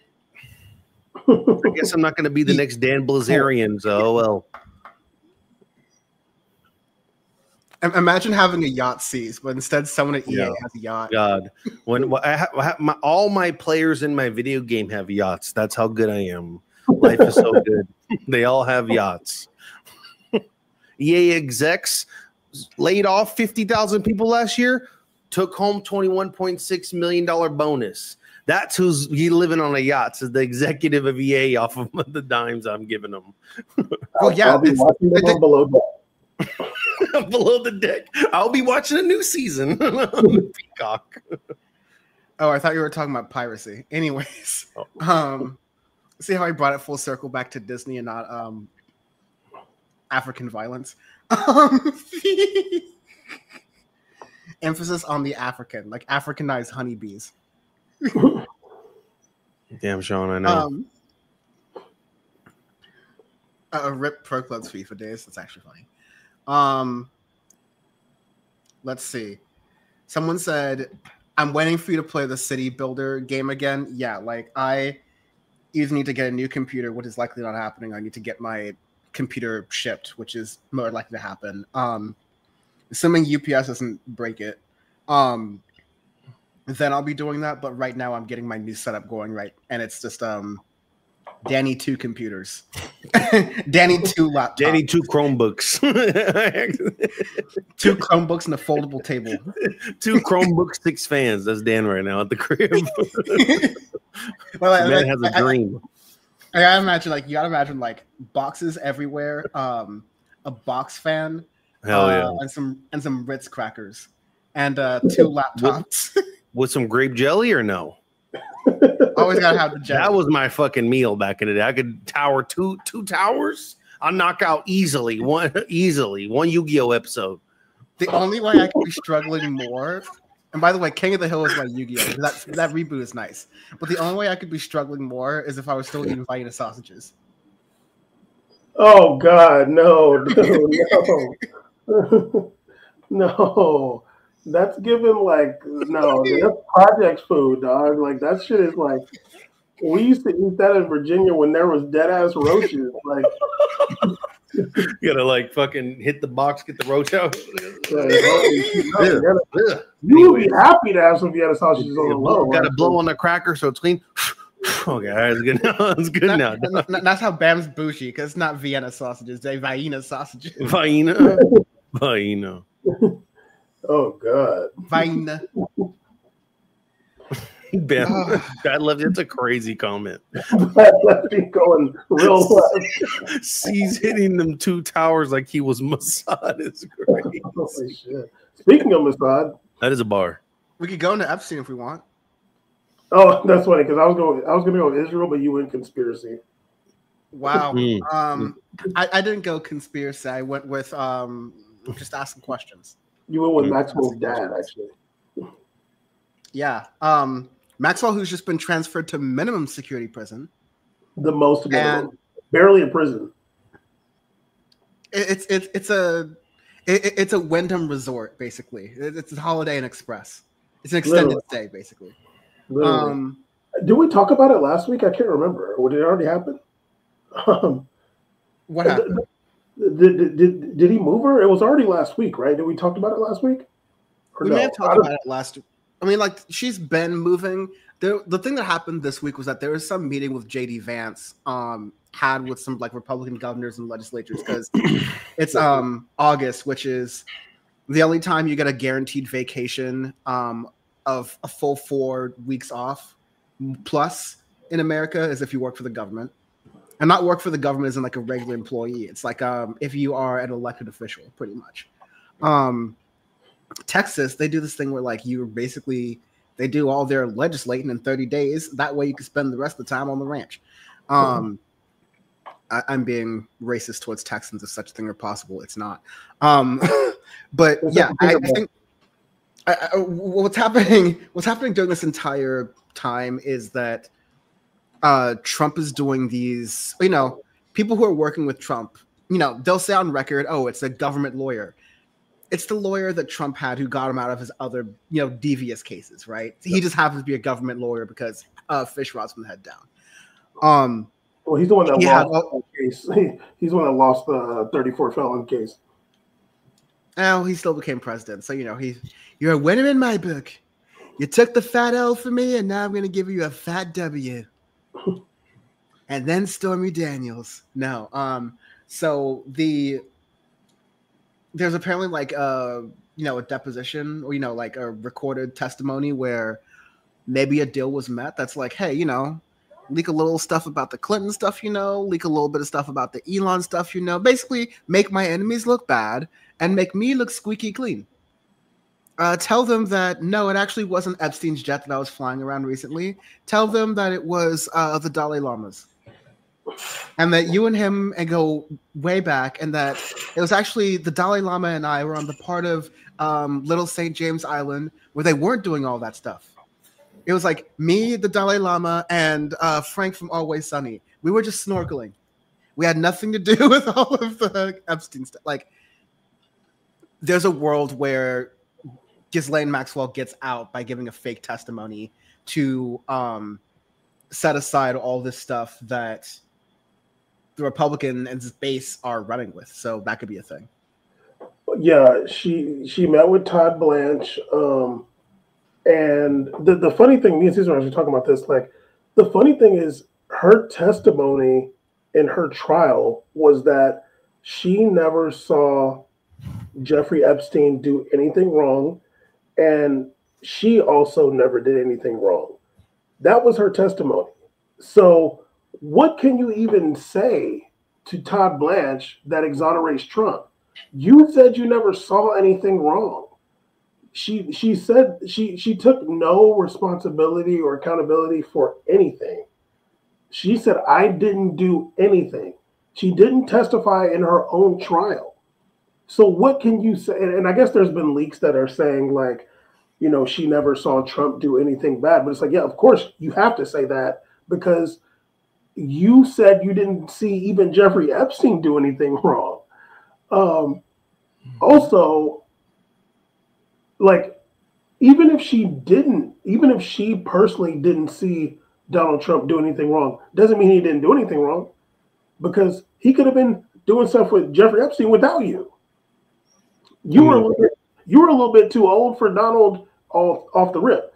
Ghislaine, her role was really to go pick up young girls, and also I hate to say it, but also, you know, molest them with Jeffrey Epstein. We don't know if y'all was bringing Donald Trump into those sessions. What we are assuming is that Donald Trump was in them sessions with Jeffrey Epstein and young girls. We are assuming that. Yeah. Maybe not Caesar, but really the Ghislaine thing is really a shame. And I really wonder, what is the QAnon MAGA base thinking about this? Because at the end of the day, Ghislaine Maxwell is a convicted young girl sex trafficker / pedophile. And she talked to Todd Blanche for a couple days, and she got transferred to the freaking Hyatt prison. There are people on the street that would go there right now. Like, it's literally white. It's for white collar criminals. She is a violent criminal, and there's been already people saying, like, yeah, she is not. They had to, like, change some rules for her to even be transferred there. They've never had a sex offender, someone on a sex offender list at a place in their life. I can't even imagine. Why would a sex offender go to a place where people go for tax evasion, like nonviolent? Only a nonviolent crime can lead you there. So it's kind of crazy. Yeah, and I'm just like, well, where some CEOs be at, you know, they're trying to get their times out. Yeah, somebody from the Real Housewives of Utah is there, like, for scamming or something like that. Great show, yeah. And I'm just like, I just really wonder what the MAGA QAnon people are saying about that, because this is your guy who gave favorable treatment to the number 2 trafficker. It was Jeff and her. Like, he's dead. So she's the number one now. You know, originally they were trying to do like a lot of reporting and saying that they have moved on. Things have moved on. And they were suggesting that polling said that. But I thought that the most interesting polling that they took was that among the MAGA base, it didn't change. So yeah, maybe a lot of public or independents have moved on, or a lot of independent people have already moved against Trump, etc., whatever. They're over the story. It is what it is. The MAGA base, which was, if we talk about, the 15 to 10% that lean towards Trump to get him to win this time as the independents, that MAGA base is an even bigger core of that. So another core of that feeling that way too, and that strife and a lot of dissatisfaction with how the administration handled things. And even largely to Aaron's point, she said like, oh yeah, Ghislaine Maxwell, so reputable. Yeah, literally, like, if it's two angles. She states that she's never seen Trump. She states she's never seen Trump do something bad before. He didn't do anything, crimes or anything. Well, great, because you literally lied under oath. So, and you got charged for perjury. So, why would I believe you? You got in trouble for lying under oath, right? Supposed to be the most hardcore way in America to tell the truth. You lied in that situation. You got in trouble for it, which is hard to do because. Yeah. You can get on the stand. Trying for it is hard. To get convicted of that is hard. Yeah, because you can get on there and say like, "Oh, I don't recall," or "I'm not sure." But to get on there and get like, "You said this one day and you said this the other day," like you're a fucking liar. Aaron, once again, yes, Salt Lake City very slept on. The Mormons are underrated funny. Anyways, that, and then if let's say it's switched. Let's say it switched. What do you think the conservative reception would have been if Ghislaine Maxwell goes and says, like, this is, I'm talking about Trump's camp, Trump's administration response. Probably they would do it on Twitter because the fucking government accounts are off the rails now. That shit is, my last days, I only saw the worst. If Ghislaine Maxwell said, yeah, I saw Trump acting a fool, wilding out, don't want to get into scripts because there's victims involved. The administration will literally be like, the fact that we're taking the word of someone convicted of perjury is irrehensible, and that's why she's gonna dead drown. Like, dude, like, that's why Ghislaine, she's the most, unless she's gonna testifying would be the best, but they would still counter that as well too. So it's like you're just wasting everybody's time. You know what you need to do? Drop the fucking papers. Let's see the fucking papers. The ones that Usher was talking about. Drop those papers. We want to see that. Ghislaine, she could either way. It'd be great if she testified against him. She won't. So even if she did, they would fight against that too. So I'd rather just see documentation with some names on it. And I mean Trump's and people involved, not victims. I want names of the people involved in the crimes to be out there. Well, now they're subpoenaing people, and they're like, sending subpoenas out to people that like they're leaving like so many people off the list for the subpoenas because it's like, okay, you're gonna send a subpoena to freaking Eric Holder and Hillary Clinton and Bill Clinton and some other people. What's the guy's Robert Mueller? Yeah, Robert Mueller. Like, there's literally the guy that gave Epstein the sweetheart deal in Florida. Yeah. Alex Acosta, who got hired by Trump in his first administration, which I'm pretty sure we talked about here before. He's not getting subpoenaed for anything, and it's like, what about that guy? Like, he's the one that gave him Bill Clinton in this, but you're not getting that dude who's literally his boy. You're bringing Robert Alex Acosta, or was it Alan Dershowitz? No, it was Alex Acosta. Dershowitz was his lawyer, and who's also related to Trump and also isn't being subpoenaed. Yeah, who also has, for the past 30 years, said that the age of consent should get lowered to 15. Yeah, that guy seems chill. We should just not look into that guy, right? Yeah, he has said that the age of consent should be lowered to at least 15. Which, to me, I don't believe death penalty, but when I hear that, send it. Let's go. Send it full speed. Also, Natalie Portman's former boss. But once again, when you say that, I feel like you're trying to slander Natalie Portman a little bit. Let's just relax. I don't know. It's not about her, but she is from Jerusalem. Okay. Anyway, going back, Dan, you mentioned the meeting that they had that they tried to say it wasn't going to happen, but it did happen yesterday. They literally lied. They literally lied, and he gaslit the fuck out of everybody too. Like JD Vance is like, whoever that person is should really check their sources, like a fucking nerd. Right. Now what I'm wondering is if all those people met without Trump, you know, Kash Patel and Bongino and Vance and Pam Bondi, if they were like, look, dude, your boy's all in them files. He did some grimy shit. We got to get him out of here. JD, you're up next. Like, I wonder if they're having that conversation because it feels like something's going to come out about Trump at some point. Like, that's how it feels. There's already been stuff that came out. I mean, he's already a convicted. I said convicted. Obviously, it wasn't a criminal case, but he's on the hook for $80 million for sexual assault already. Go ahead. No, the thirst for power is obviously very real. It's innate in a lot of people in politics. They hunger for power.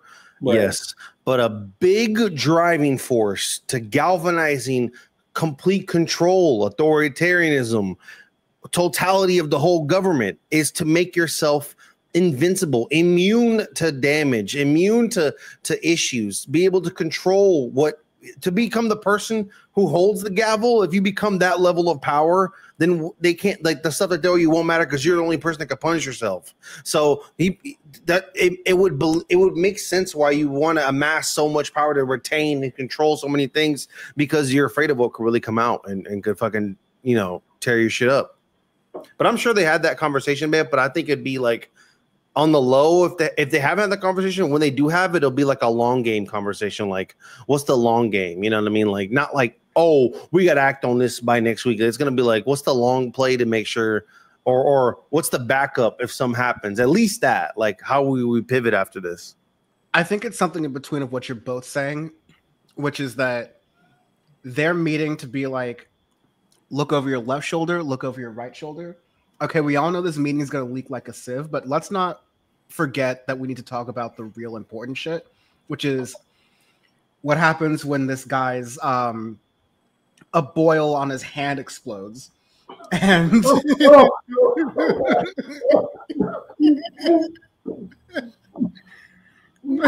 what happens when it's just like ACL is just like split. His leg goes backwards. It's gonna be one of those where they do like the bounce. They kind of like bounce to the side and like that kind of thing. That ACL. That's gonna be one that's like controlled demolitions of an apartment building. It's just gonna like, oh my god, it's just gonna fall on itself.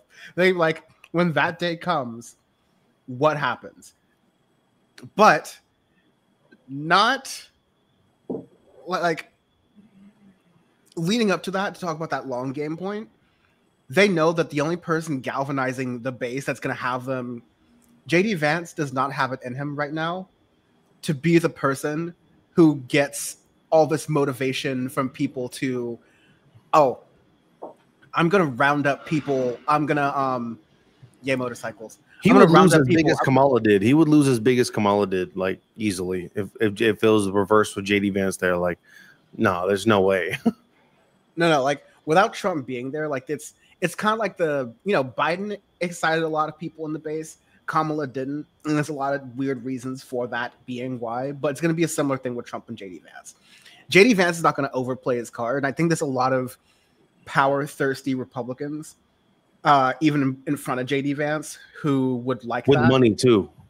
Yeah. Like, JD Vance is like Woody, and Trump is like Buzz Lightyear.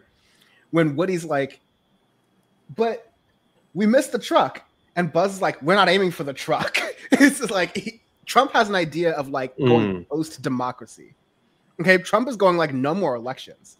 Yeah. JD Vance is like, okay, well, when 2028 comes around, I'm a shoo-in because I'll be the vice president. Like, he's still got this like old school politics brain. Like, the Republicans are basically gonna, like, I think those meeting was like, how do we get back on message and continue to be in literal lockstep, goose step with Trump, so that when this all collapses, you know, we can roll our eyes at the idea of JD Vance being the next leader or whatever. But that's an opportunity to where we can all thrive in the chaos and continue to make more money and build more power. Yeah, I mean, if they believe that if the Republican Party and Trump MAGA base believed that JD Vance will be a hit, I don't even think they would be going. There'd be so many early rumors, not even a first full year in, of Trump wanting a third term and moving towards a third term. If he knew that he could hand off the keys like that and it'd be all good and he could just sit back and enjoy it, then he would probably not be as motivated, you know, to set up something constitutionally to get a third term. But when we're seeing rumors of that this early, that tells me he has zero confidence in JD Vance. It looked like the approach after JD Vance was getting smoked on. He was getting absolutely pack smoked to the max early on. It looked like Trump's strategy was like, how about you just like gush up to me all the time and stay quiet and I'll run this joint. Because every moment we've seen of even JD Vance speaking, it's always something in like around Trump's orbit somehow, you know, like when he gets positive reception, like when he attacks Zelensky, it's like, yeah, you're doing that because you had Trump around your orbit. Like that's when you bucked up. So, you know, he's not, I don't think he has the public's respect, even along his own base, to be like, yeah, he's going to be the guy. I don't think he has that at all. Well, also, like, I mean, I just look at this meeting. It's just like really unprecedented. It's like, what is this really about? Mm-hmm. And you see like the progressive leaks of things. Like, you know, first it was, well, actually they started it by saying there's nothing to see there, but then you see the letter, and then you're hearing like it's leaking that Pam Bondi told him that his name was in whatever files they saw, and then you have the leak about the however many FBI agents are trying to scrub his name or like highlighting his name to get those pages out of whatever files. It's been a progressive thing. And I just really wonder, like, are they preparing for, you know,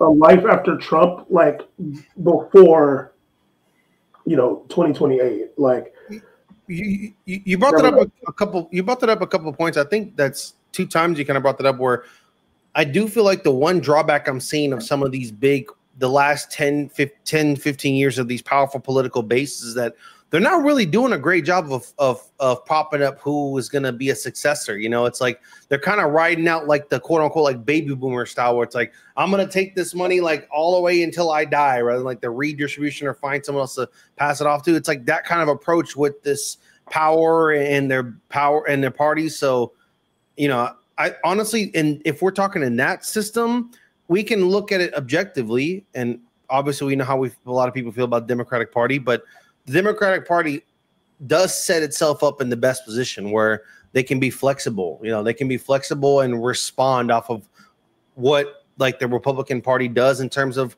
the division that might crack within the MAGA party, the division that happens with Trump. They can respond off that. You know, that's a moment to capitalize. Let me go feed these dogs before we talk about Israel. Yeah. Mm-hmm. Close the gates. I know. We know you're gonna. The ICE agents are at the door. We know. We get it. All good. Jesus Christ. We know. Yeah. This is a really quick one. That's perfect. Trump used to do these little things that would just be like, I'm gonna, you know, get the news to be pissed off at me for a little bit, and they don't work anymore because he's doing too much. Like Steve Bannon's muzzle velocity thing only works the first couple of times. If you have the like unlimited minigun glitch, people are just gonna know, okay, just like that guy's just on one, just stay away from him for a little while. Like this is like camping is only annoying in a video game until you realize, okay, there's a camper there. We're just gonna like move on and let him alone, and then someone's gonna get a missile, a mortar, and lock him out anyways. So like these things are still bad because he's doing more of them, and they're at least trying to signal a certain type of thing that's supposed to be okay now in politics. But I mean, Dan, I would go to you this. I mean, if we even check how some of the response has been, like clearly it's something real there where we're seeing Democrats, you know, be a little bit, you know, not consistently traditional in how they used to be. Like they seem to be making more aggressive stances in the states that they are occupying, such as I forgot her name, the governor of New York, and Kathy Newsom. You Hochul. can tell them being a little bit more pointy and defiant, and being like, "Oh, you're gonna take the gerrymandering back? We'll take it back on our end." So you can kind of see that a little bit more, you know. Oh yeah, like in some of the bigger stuff, yes. But I mean, like this In the bigger stuff, of course. this performative culture war stuff, like Yeah. Confederate statues in the DC area to be restored and replaced along with Trump's executive orders. They took down statues for like guys like this, Albert Pike, who was like a Confederate general. And they were like, you know, this guy owned slaves. He wanted to banish free black people from the state of Arkansas because he thought it would be too motivating for the slaved black people. Of course, he had slaves that went missing. He believed that people were property and subservient to him, that whites were superior, like all this other different stuff that he's on record for like believing and saying. And a lot of this was taken down in response to George Floyd. And so as a counter response to George Floyd, they're trying to put the stuff back up to be like, yeah, this is what America stands for. It's this. This is what we're proud of and build statues for. It's that.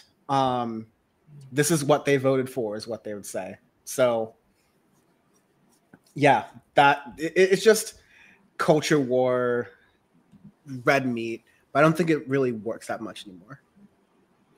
No, I mean, some of the stuff you see, like I think that you could tell, like Bad Lefty. Pinkerbell said that they keep sending JD out to get it Barron's, like going to Greenland and shit. At some point, they're just like giving these dudes tasks to either reform some freak white ideology or just keeping them busy. And when they hate them, send them to some damn country to go sweat it out or walk through ice for and pretend to spread American patriotism. So I think. I know we kind of say this a lot. You said this before, sorry, like just before you finish, just because that's a really good point there that Pinkerbell made. But like being the vice president traditionally is hazing. Whatever the president doesn't want to do or doesn't want the photo op for or doesn't want the news cycle for, it's like Joe Biden telling Kamala, "Hey champ, the border's yours." Yeah, you handled that one. Like, yeah. Sure. But what you're gonna say? No, you're right. Like they do that. They delegate those tasks because if you pop off, it looks good. But if you don't, it's like, well, damn. Well, they probably didn't want to do it in the first place, and they suck at it. So, I really do think, though. I think that we're gonna just be sitting in a position of obviously taking advantage of opportunities and where you see those cracks in the MAGA party. You got to jump on that and explain to people and show people, why you trusting in that party was a mistake. You saw with the rallies with Mike Flood getting bombed on. Mike Flood was out here getting 360 windmilled. They was doing behind the backs, heel clickers, you name it. They was doing the Darius Miles stole it off the backboard and yamming it all over Mike Flood in that town hall. Yeah, this is the town hall. I forget what state he was in, but one of the ones in the middle. Nebraska, I think. Nebraska. Literally the one in the middle. Look at that. I'm not that racist. You just had to throw the dart.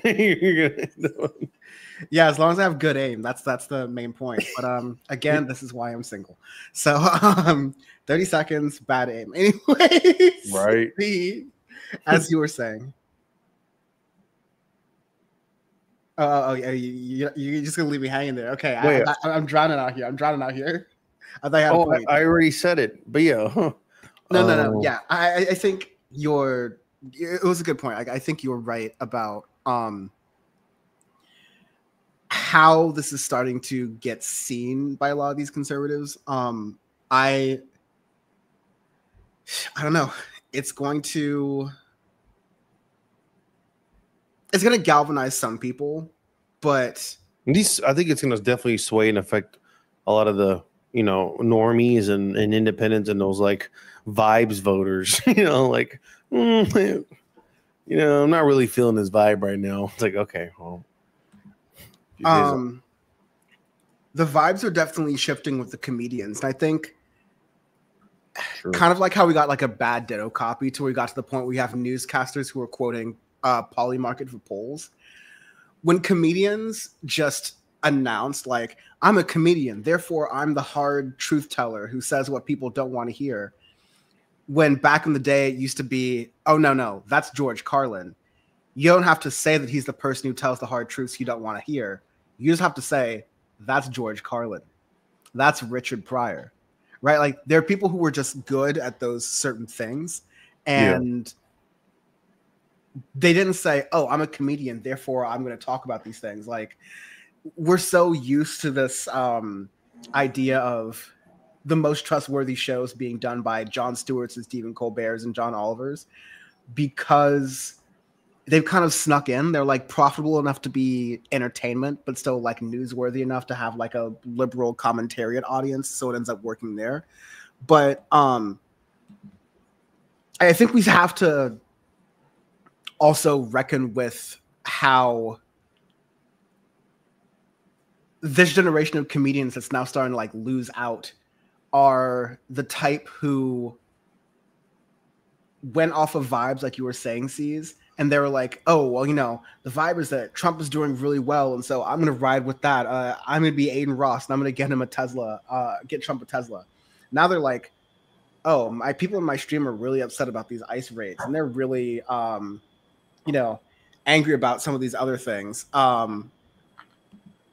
Like, oh, it's like we got a raid. That's fun. But this is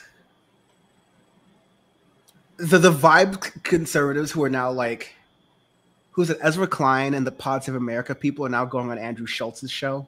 Now Andrew Schultz is like trying to pivot around and turn back and go, hey, well, listen, I'm a comedian. I don't really know what I'm talking about. I'm not even qualified to talk about this. The Nelk Boys interviewing Benjamin Netanyahu. That was definitely not on my Polymart. I didn't bet on that one. That was that rocked me right there. I did not know that. Someone would have had the inside scoop on that in order to make bank. You know, back in the day, I used to watch. Back in the day, I used to watch their Attack of the Show. Those guys, Nelk Boys, because I thought I was doing deep Canadian prank YouTube. I thought I was so deep in Canada YouTube pranks. I was so deep on that YouTube. I thought I was doing something. Now, if you had told me 10 years ago that this pipeline would lead to a Benjamin Netanyahu interview and a future Israeli warmongering genocidal prime minister, I'd have been like, what the hell are you talking about?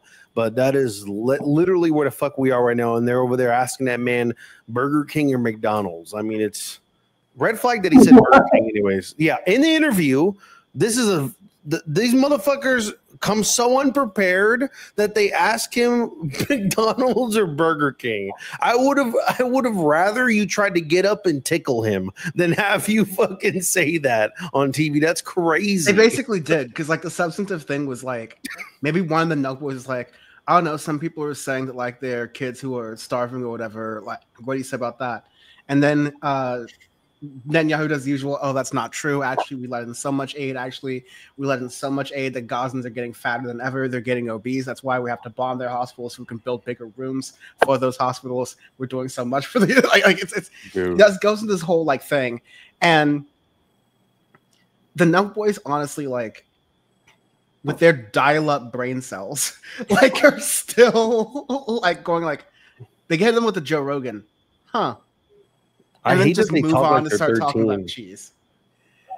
Dude, I can't believe they're older than me and somehow dumber. I just don't like when they got pressed about it. Their conversations were like, you know, oh, we just wanted to hear. We didn't know. We just wanted to hear his side. We're going to bring on someone on the complete opposite side next week. So they brought Bassam on the next week, which is like hilarious. I'm like, Bassam Youssef, I'm like, why do you have him? And then they're like, oh, you guys are they're doing we're listening to both sides. Bassam Youssef is funny, but his body count is nothing compared to Benjamin Netanyahu's.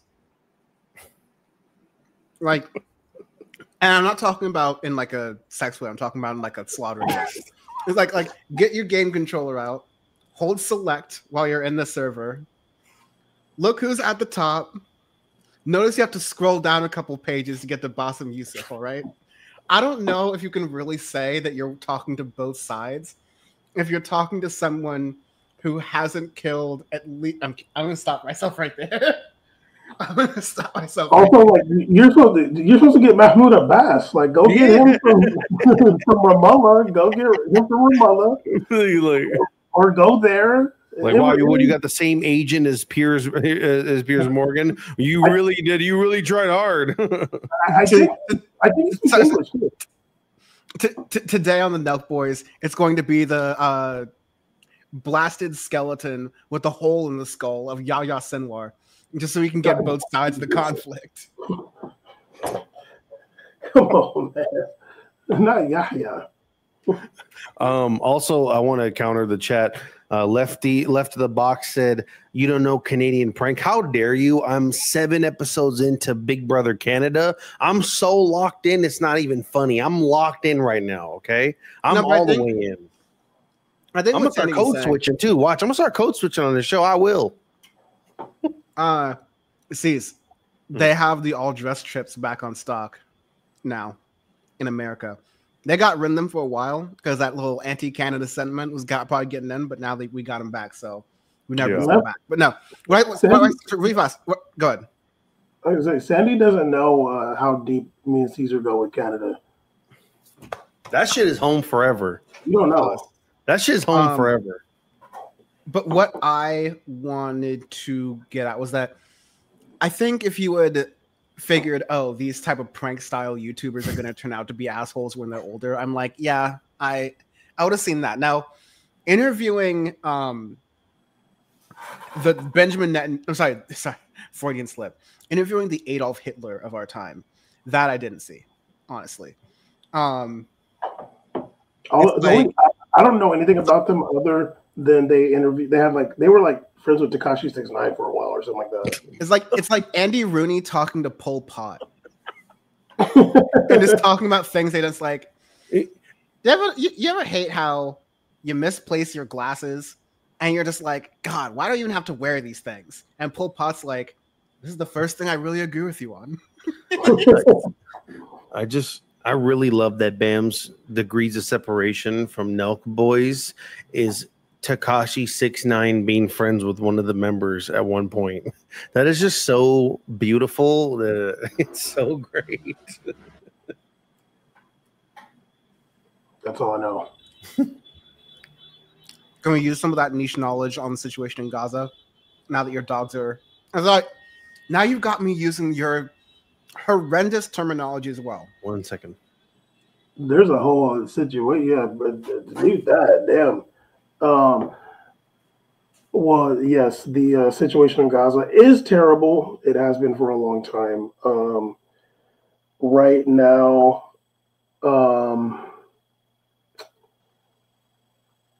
there's more aid coming in. A lot more airdrops are coming in.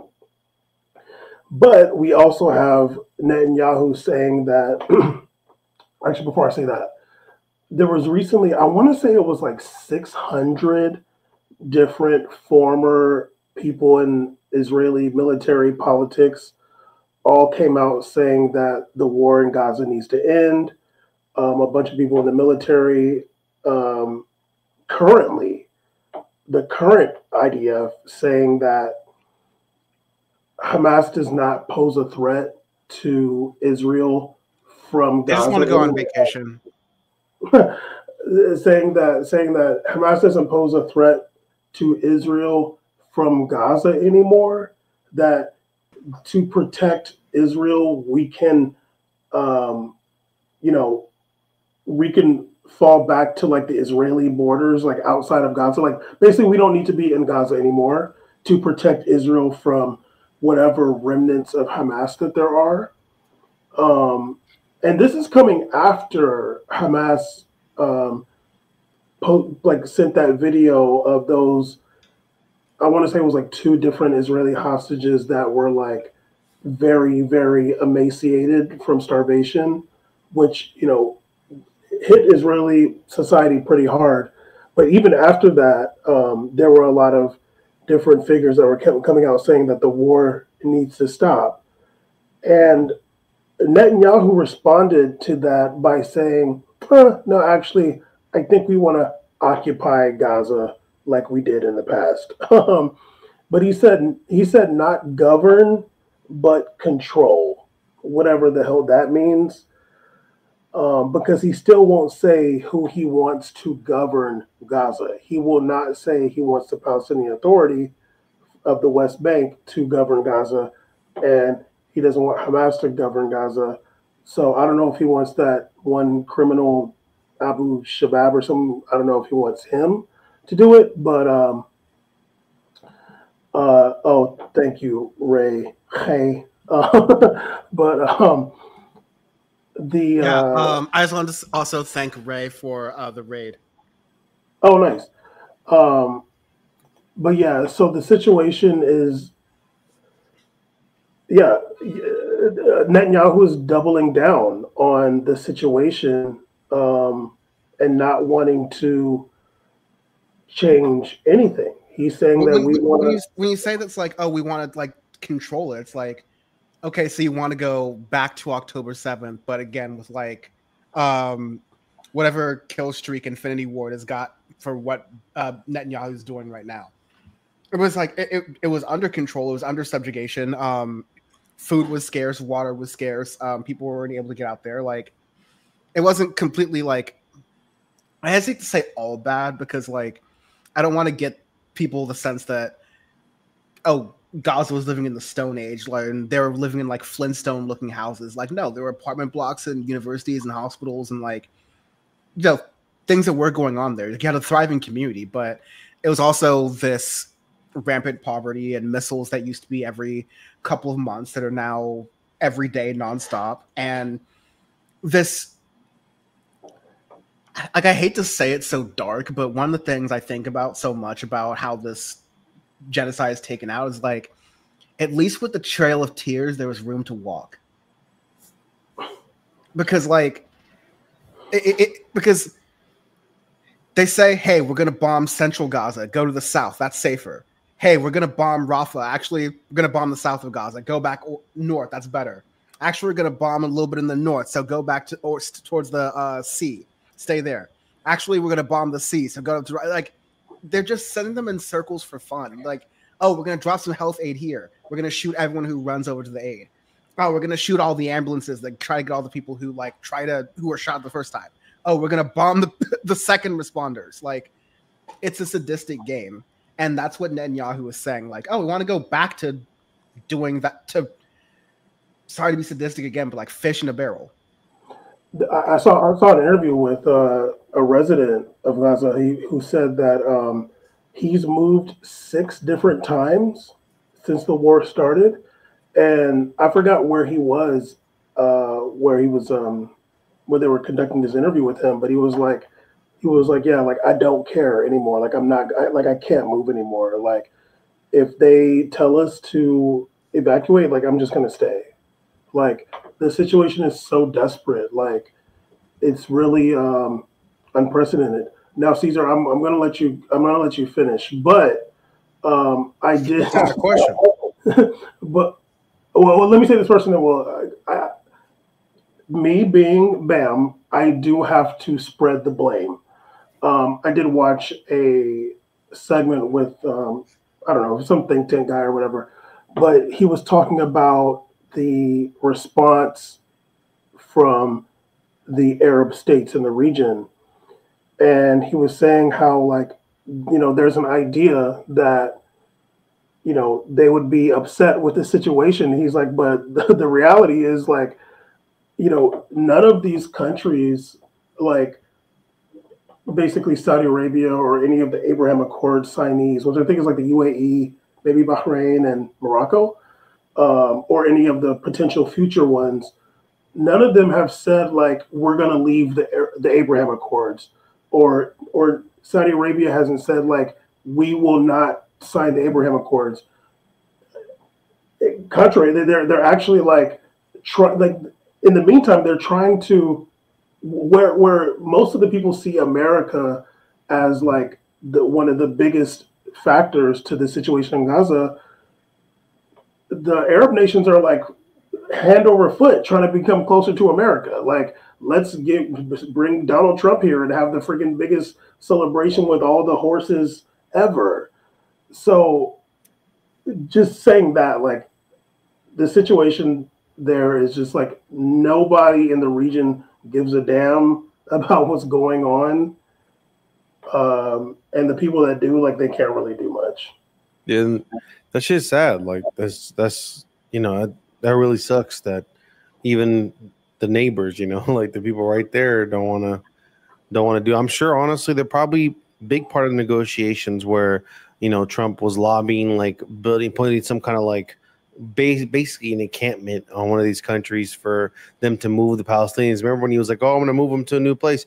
I'm sure some of them are willing and getting at conversations with the U.S. about that, just to get in U.S.'s favor, like Saudi Arabia. Like, yeah, sure, yeah, whatever, yeah, bring over here. Like, what? Yeah. It's really also. I mean, I'm not going to harp on this for too long, but like, you look at the situation in Syria, and it's like spilling over into Lebanon. Like these jihadi fighters are like trying to genocide the Druze people, trying to genocide the Alawi people. Like, they haven't lifted a finger when it comes to Israel. They ain't trying to do shit. They ain't trying to sneak nothing over there. Like, they're in Syria trying to kill every Druze person they can, and it's spilling over into Lebanon. And I've said this a million times, but like, sadly, these like the jihadi people, like, they hate like like the like they hate like Shia people basically more than they hate Israel. Like, they hate like Shia people more than they'll never say that, but yes. No, it's like 100% true. Like, I actually was thinking about this today, like thinking about like my time. I feel like when it comes to like I don't think this word has ever been said, but like the Muslim supremacist jihadi type, they look at like the Shia people. And I'm never getting on a flight again. they look at like the Shia people and like the different like sects of Islam, like, Jews are like, kind of Islam or whatever. They look at them as like, we got to do something about them. Like, we got to do something about those people. But when it comes to like America and Israel, Allah's going to handle that. Like, God is going to handle that for us. Like, God promised us to be the rulers of the world at some point. So God is going to take care of like the Christian in the West for us or whatever. But like these Shia people, we got to kill them. Like these Yazidi people, we got to enslave their women and their children and kill the men. Because I'm just like, y'all ain't that far away, dude. Like, you literally, like, I seen a video of some like Syrian government force people, jihadi fighters. There's some old Druze man, white hair, white beard, and they're like making him cut his beard off. Like, recording him, like giving him the scissors or the clippers or whatever, like making him cut his beard off and like laughing at him and like clowning him and shit.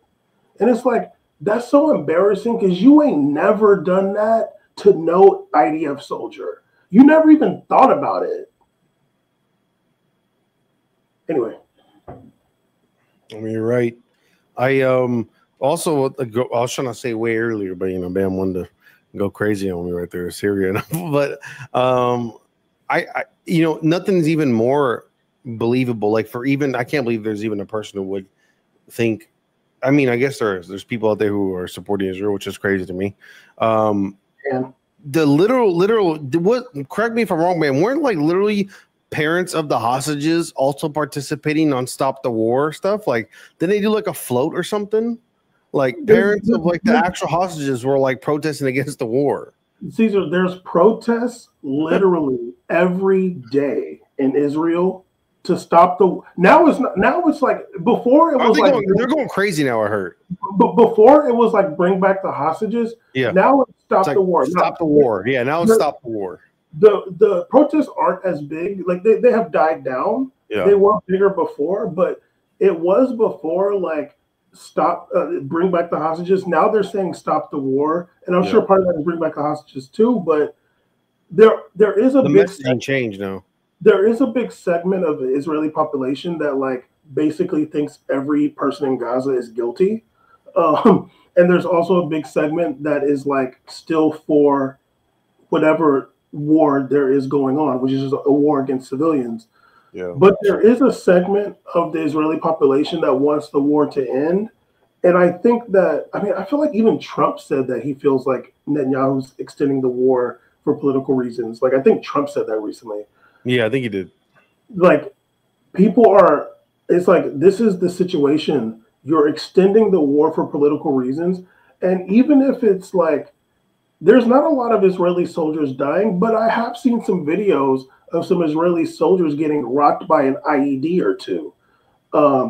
And it's funny. But I was gonna say Bam has a special folder from that. It says it's the Spank West Bank on his that's okay, that was actually really hilarious. Spank West Bank, that's a good one. I like Israeli, I would imagine like the Israeli population, like they don't want to see their young people dying, like these young soldiers, whatever, dying over. It's like, what are we even doing anymore? Like that IED probably been there for a year. Like you just happen to come across it. Like it's just not.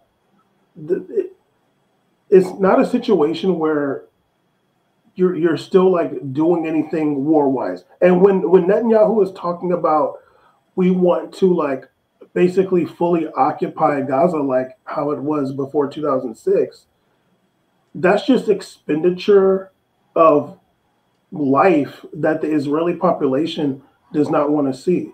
For sure, there's still the Israeli population still is like traumatized by October 7th, 100%. And I'm sure there's a lot of them that still want revenge for that in some way.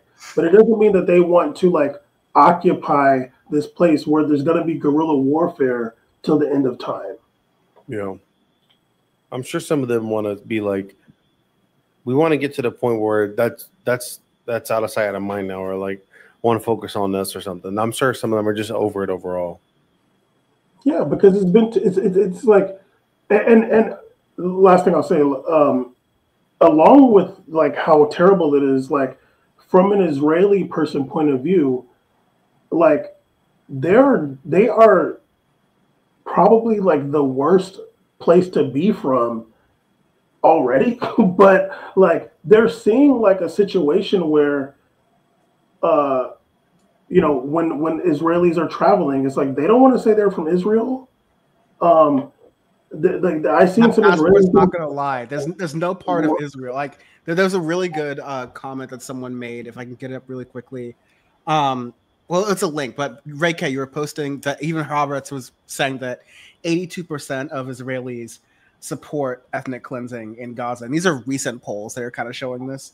But there isn't the kind of thing you can do like as an American traveling abroad. I usually just say I'm from California and I'm like straight. But like I still have that blue passport, and that still like takes like I'm losing points, and I have to gain up to 0 just with that alone. All right, there's no progressive, you know, area of Israel. There's no like kibbutzim that you can like actually put down and say like, oh, I'm actually from here, and that's actually where we are. We're nice. Only We're 64% in favor of ethnic cleansing in the West Bank. Like it's a lot lower than the rest of the other. Like, yeah, no, you can't do it.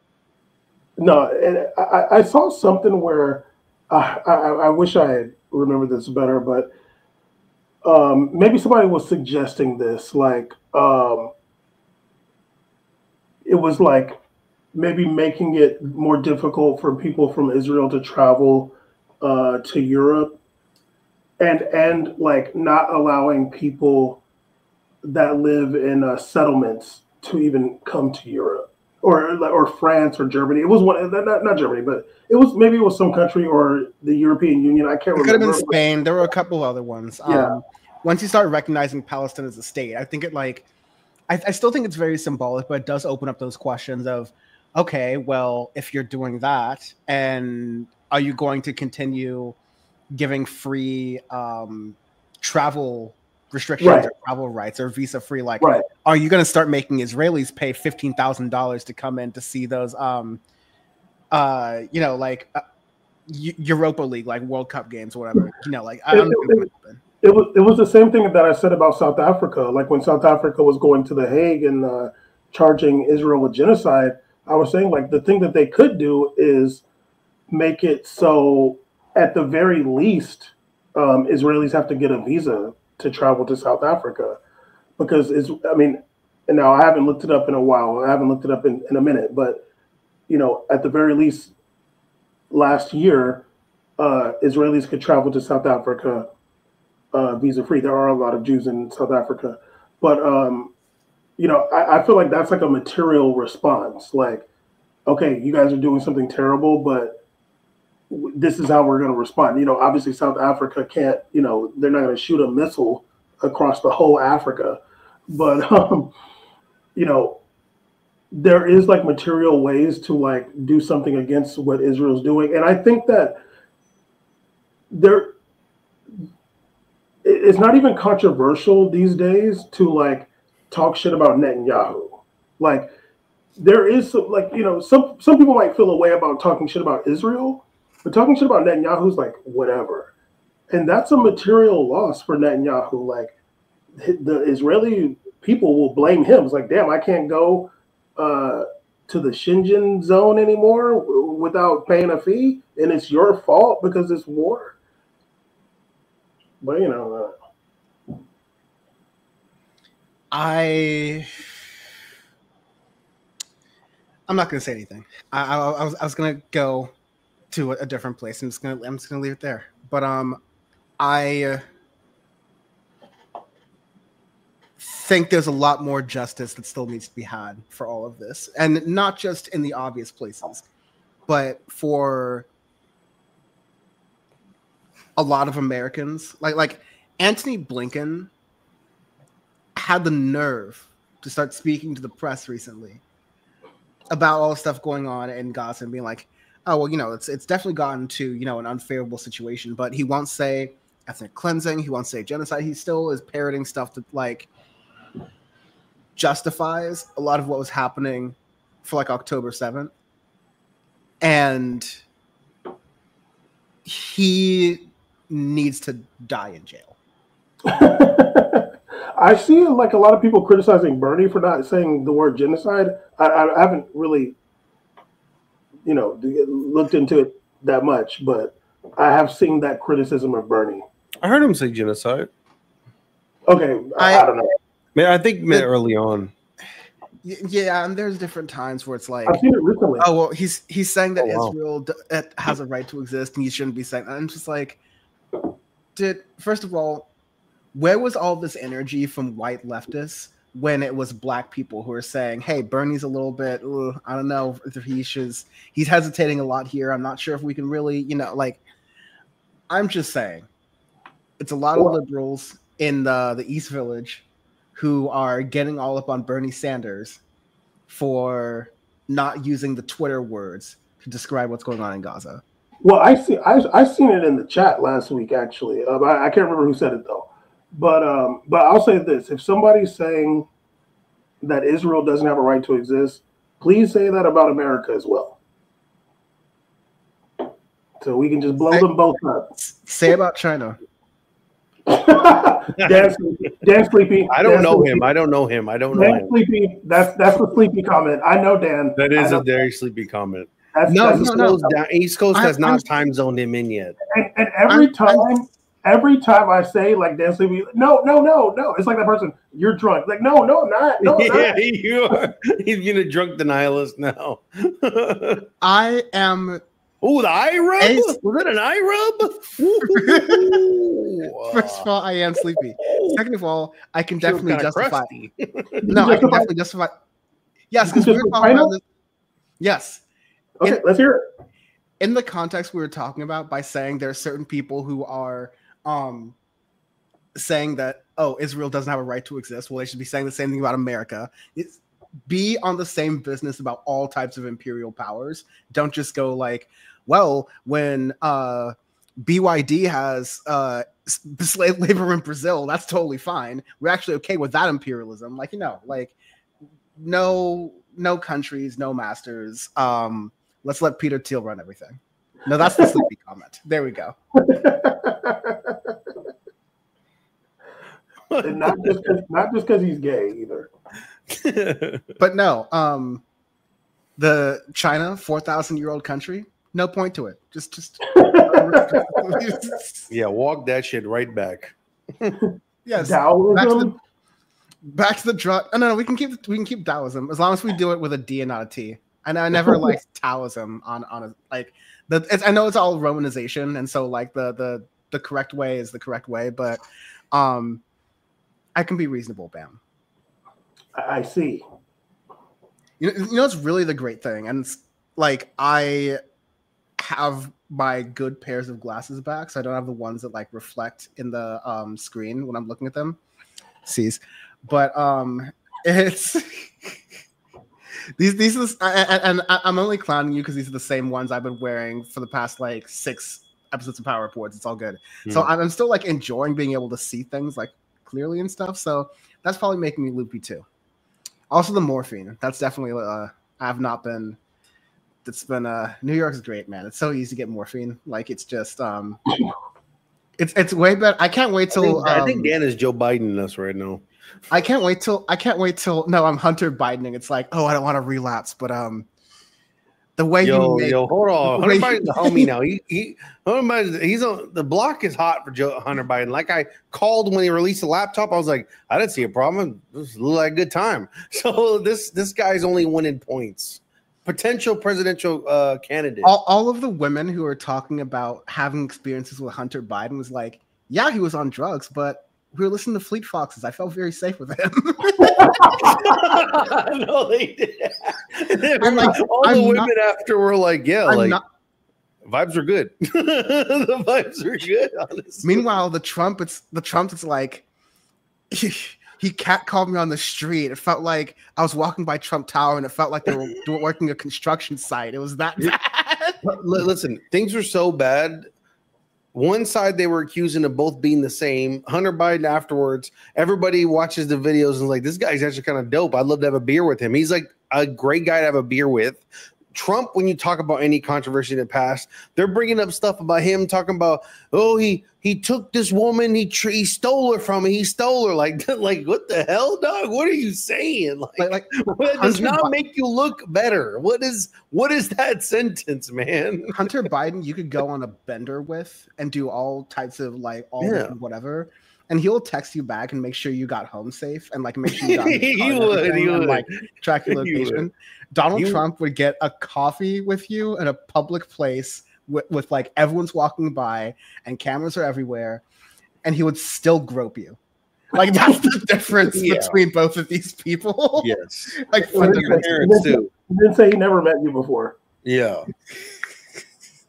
Bam seems to have real experience with the old bait and switch. Are you one of Trump's victims? Another sleepy comment.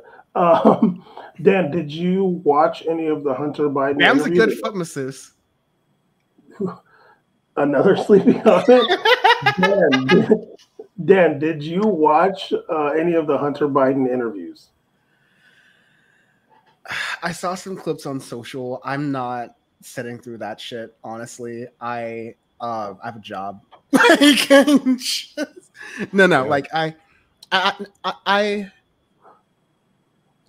I think it's very much like, and this doesn't mean to like be all deep or like have a critique of like Andrew Callahan or whatever, but it's like the mid 2000s Vice, like back when they would just like have conversations with people over beer who were like had interesting lives. Like they would interview people who were like Pete Davidson but less funny, but like with all the tattoos and just crazy stories, and they would just make that like a video series on like Vice for a couple of months or so. And like back when you could make couple, like I think the Hunter Biden interview thing is like okay, cool, he's an interesting guy, he's like George W. Bush, honestly, like a lot like George W. Bush. He's fun to talk to, maybe, but like you have no real credentials to being anyone of importance for this moment other than who your father. So yeah, I'm just like, I want to see, and you know, it would feel I'm not. It wouldn't fit for Andrew Callahan because it would feel too much like a political thing. But yeah, interview some politicians. You know they're going to be like political, but if you get them out of their comfort zone, like the original way, like we saw podcasting as, like Mark Maron interviewing Barack Obama was a different experience from, Dan Rather interviewing Barack Obama. I'm not even sure if they were live at the same time, but you get my idea. That would be nice to see. Ceez, be the Joe Rogan of the left. That's what I'm kind of asking for. No, I mean, look, I mean, I don't know about I don't know. I'm not gonna roll line everything you just said. I mean, yeah, definitely had your opinion. I think personally, I'm a little exhausted of all the sitting in the studio, 18 fucking styrofoams around them, and the Black Sure mic conversations with the TikTok sounds. Those podcast bros, that shit is being considered journalism. That's what's so sad right now. I mean, at the rawest form of what Channel 5 is doing, it is just seems like groundwork journalism. You know, you get the camera, get your buddy, go out there to the protest, go to the other side, talk to the people, go to this side, talk to people. You know, I think we've gone with so many levels of things and content that I think just that those kind of sit down interviews, that's kind of relaxing. It's kind of a little refreshing to see a little because that Vice stuff, it was popular. I agree. It is very Vice similar. I do also like that he does have like the people, like the people that he memes that have memed in the past that become memes, like the Crip Mac and stuff. Just be clear, this isn't like a critique of Andrew Callahan, because I generally like the works and stuff he does. This is about like this is now 2 like 3-hour interviews with Hunter Biden. I'm like, hey man, I'll give you one. It's definitely just blunt rotation videos, though. It's just blunt rotation videos. What the second one was 1 hour. Now I'm gonna say this. I did enjoy. What? It's all good. Were you going to continue? Yeah, it's okay. It's okay. It's not, no. I'm sorry. I thought you were.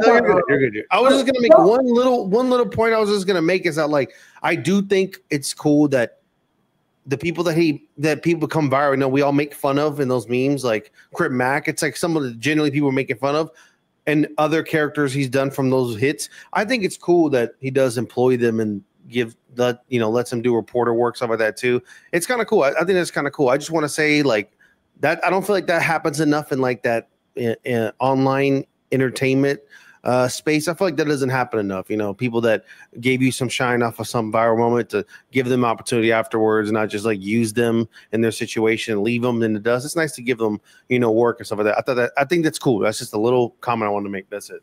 Okay. Well, I for one did enjoy the Hunter Biden interview.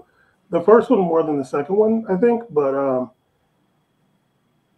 I think that for me, like because of the whole laptop thing, that was like the reason I was interested, because that was like they tried that shit. They really tried it, and I was like they're literally doing revenge porn on this fool. Like I seen pictures of his penis with candy on it, and I didn't ask for that. The laptop from hell. Yeah, I mean, these are all things that Donald Trump would never do. Right. He probably can't fit any candy on this, but it's like sprinkles. And the boil was too much for you. Oh, come on, man. Not the boil, dude.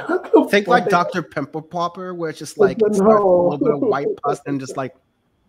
Come on, man. No, please. But Snap, crackle, pop, Rice Krispies.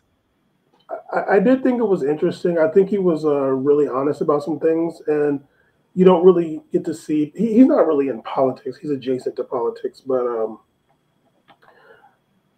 there were some things that he talked about that I thought were good. Not like I agree with everything he's saying, but he's not like he's not like an idiot figure. Like, and he talked about his past drug use in a very honest way, and talked about sobriety in a way that I think would even be helpful for people. Obviously, he has way more resources than most people, but he was smoking that crack. So yeah, I thought it was interesting. He got the way Chris Matthews talks about Barack Obama in a horny way, was the way Hunter Biden got horny talking about crack.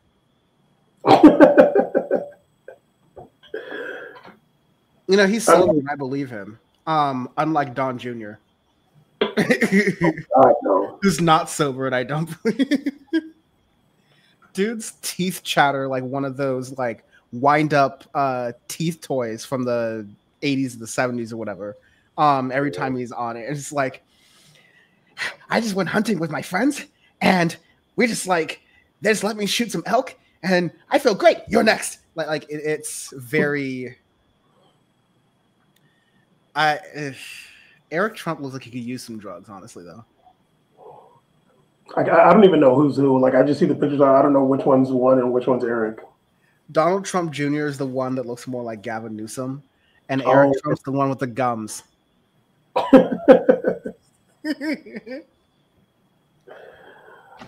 Okay. It's getting late over here in California. No, I was I was trying to set up the like what streams after this, and so far all that's live are a rerun of Jenk on the Jubilee debates. And listen, I'll do a lot to myself. I sat through Sam Cedar on Jubilee.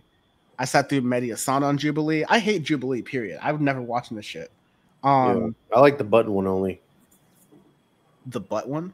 The button one? Oh, never mind. We heard different things. Oh my god. The dating one thing. Not the balloon thing? The balloon is what a band rock when he likes that content. The pop. I could never.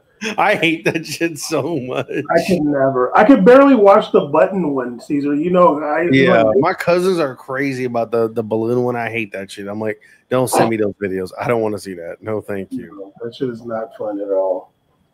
I don't believe in that. I believe in real love. Yeah, you believe in. Never mind. You were gonna say something with butt and just don't. That's how I know Dan's tired. I was gonna say something with pop. Never mind. Okay.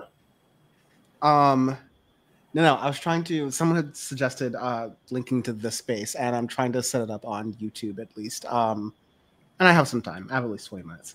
What? Mufasa's asked me, since you're a New York native now, how many black friends do you have? It's like you're seeing them. Might probably lost a couple. They're next to me on the screen. I will have you know that in the week that I have been here, I have not gone outside that much because of the weather has been very actually not even amicable to black people anyways, just because of you hear the sirens. We gotta it's a new conversation now. COVID. Anyways, no, I live around a lot of them, so it's a little bit uncomfortable, but ultimately I'll hopefully, maybe even talk to one at a grocery store or at a bar or I don't like how you said one. That kind of pissed me off a little bit. I don't like how you said them. I don't like them. The one kind of already broke me. I'll talk to one. He's like, they're all Caribbean, so they're not nice. Actually, they're especially nice because they're East Indian, actually West Indian, and actually South Indian. North Indian? Then go to bed, dude. Just go to bed. You're allowed to sleep. It's not illegal. It's not illegal. I have other things to talk about. It's just my computers are slower, so I'm like having to like ramp for time. This was just like he knows it's 130 degrees in there with 6 Chromebooks and 9 fans, dog. Because it's $9,000 a month in rent. Goddamn, come on, man. Yeah, we got to stream for 20 more minutes because I got to make rent. Okay, I gotta pay the bills.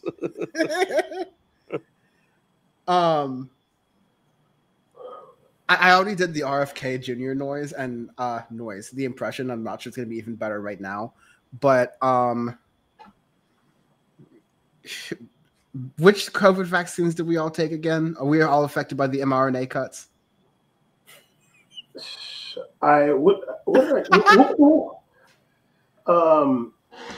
Johnson and Johnson. No, I'm just joking. Oh my god. That was only Sean.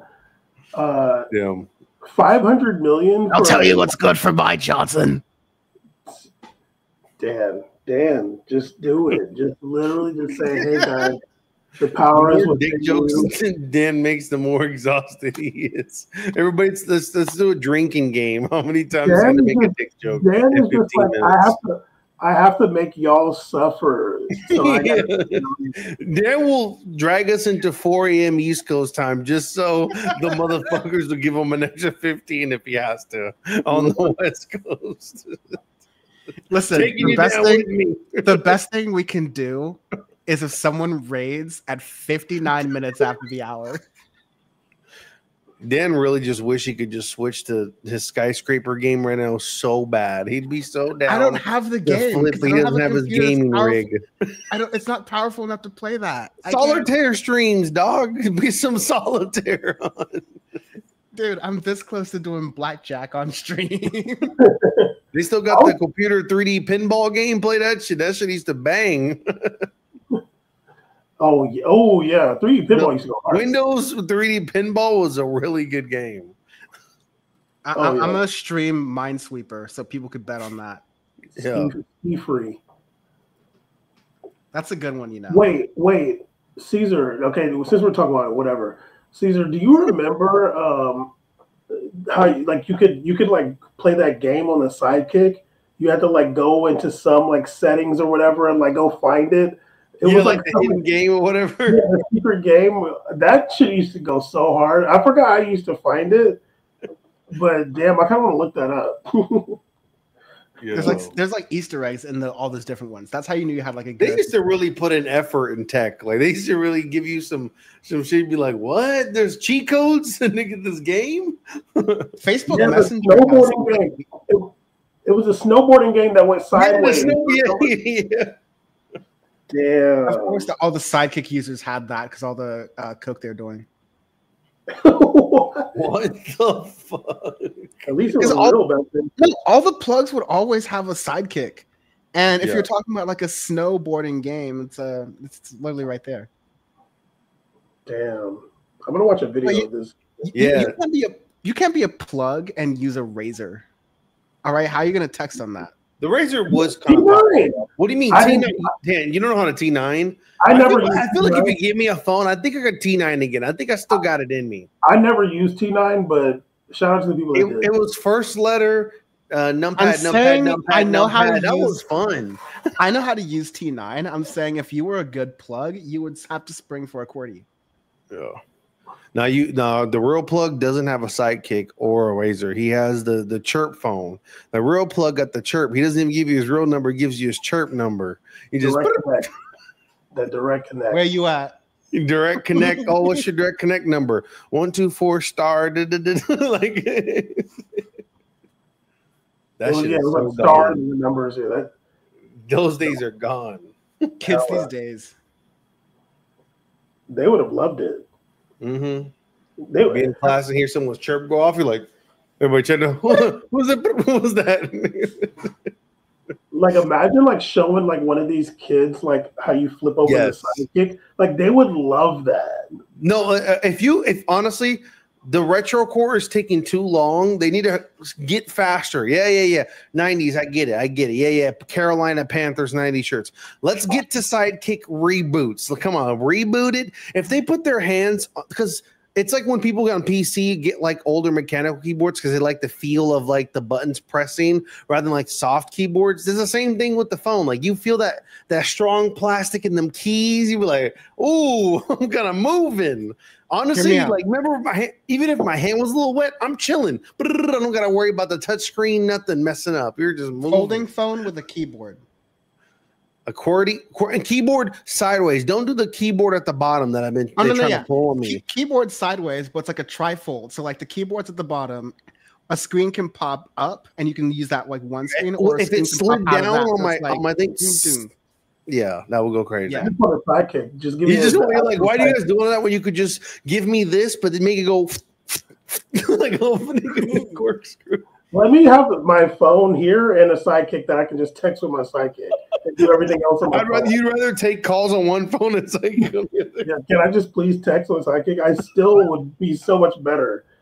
yeah. That is the only reason I want one of those like Galaxy flip phones or the Moto Razors, because I like hanging up on people by just like flipping the phone by going like Yeah. Yeah. Since I'm leaving iPhone gang, I bought a Galaxy phone, and I'm excited because they added the snap Caesar come thing. lately. The what? They added the what? They have the snap thing. You can snap the phone. So like in the call, you can go like you can like actually collapse the phone. Like, you know, when they do it fast, you're worried it's gonna break. They put like bumpers in there so you can snap it close, so you get that feeling of hanging up on somebody. You have like you're getting the folding joint? Yeah, I'm getting a fold phone. Yeah. Okay. Jaden Smith commercial got to you? No, yeah, I really No, watched it's Love Dochi. Island, and I was really enjoying them. Go, hold on, y'all. And There's that Dochi ad, It wasn't was it? cool. It was a cool feature. It almost was like, as a theater kid at heart, it was like a little comedic relief on that show. Every time I see the phone pull out like that, I'm like, oh. They should let kids have phones in class, but literally just they should be like the Nokia 6810s or whatever. Yeah. Oh my. Australia imposes the cell phone ban under 16, but under 16 you can only use phones that operate with T9. They're just in there fucking trying to, you know, using those old Verizon phones your mom would have, you know.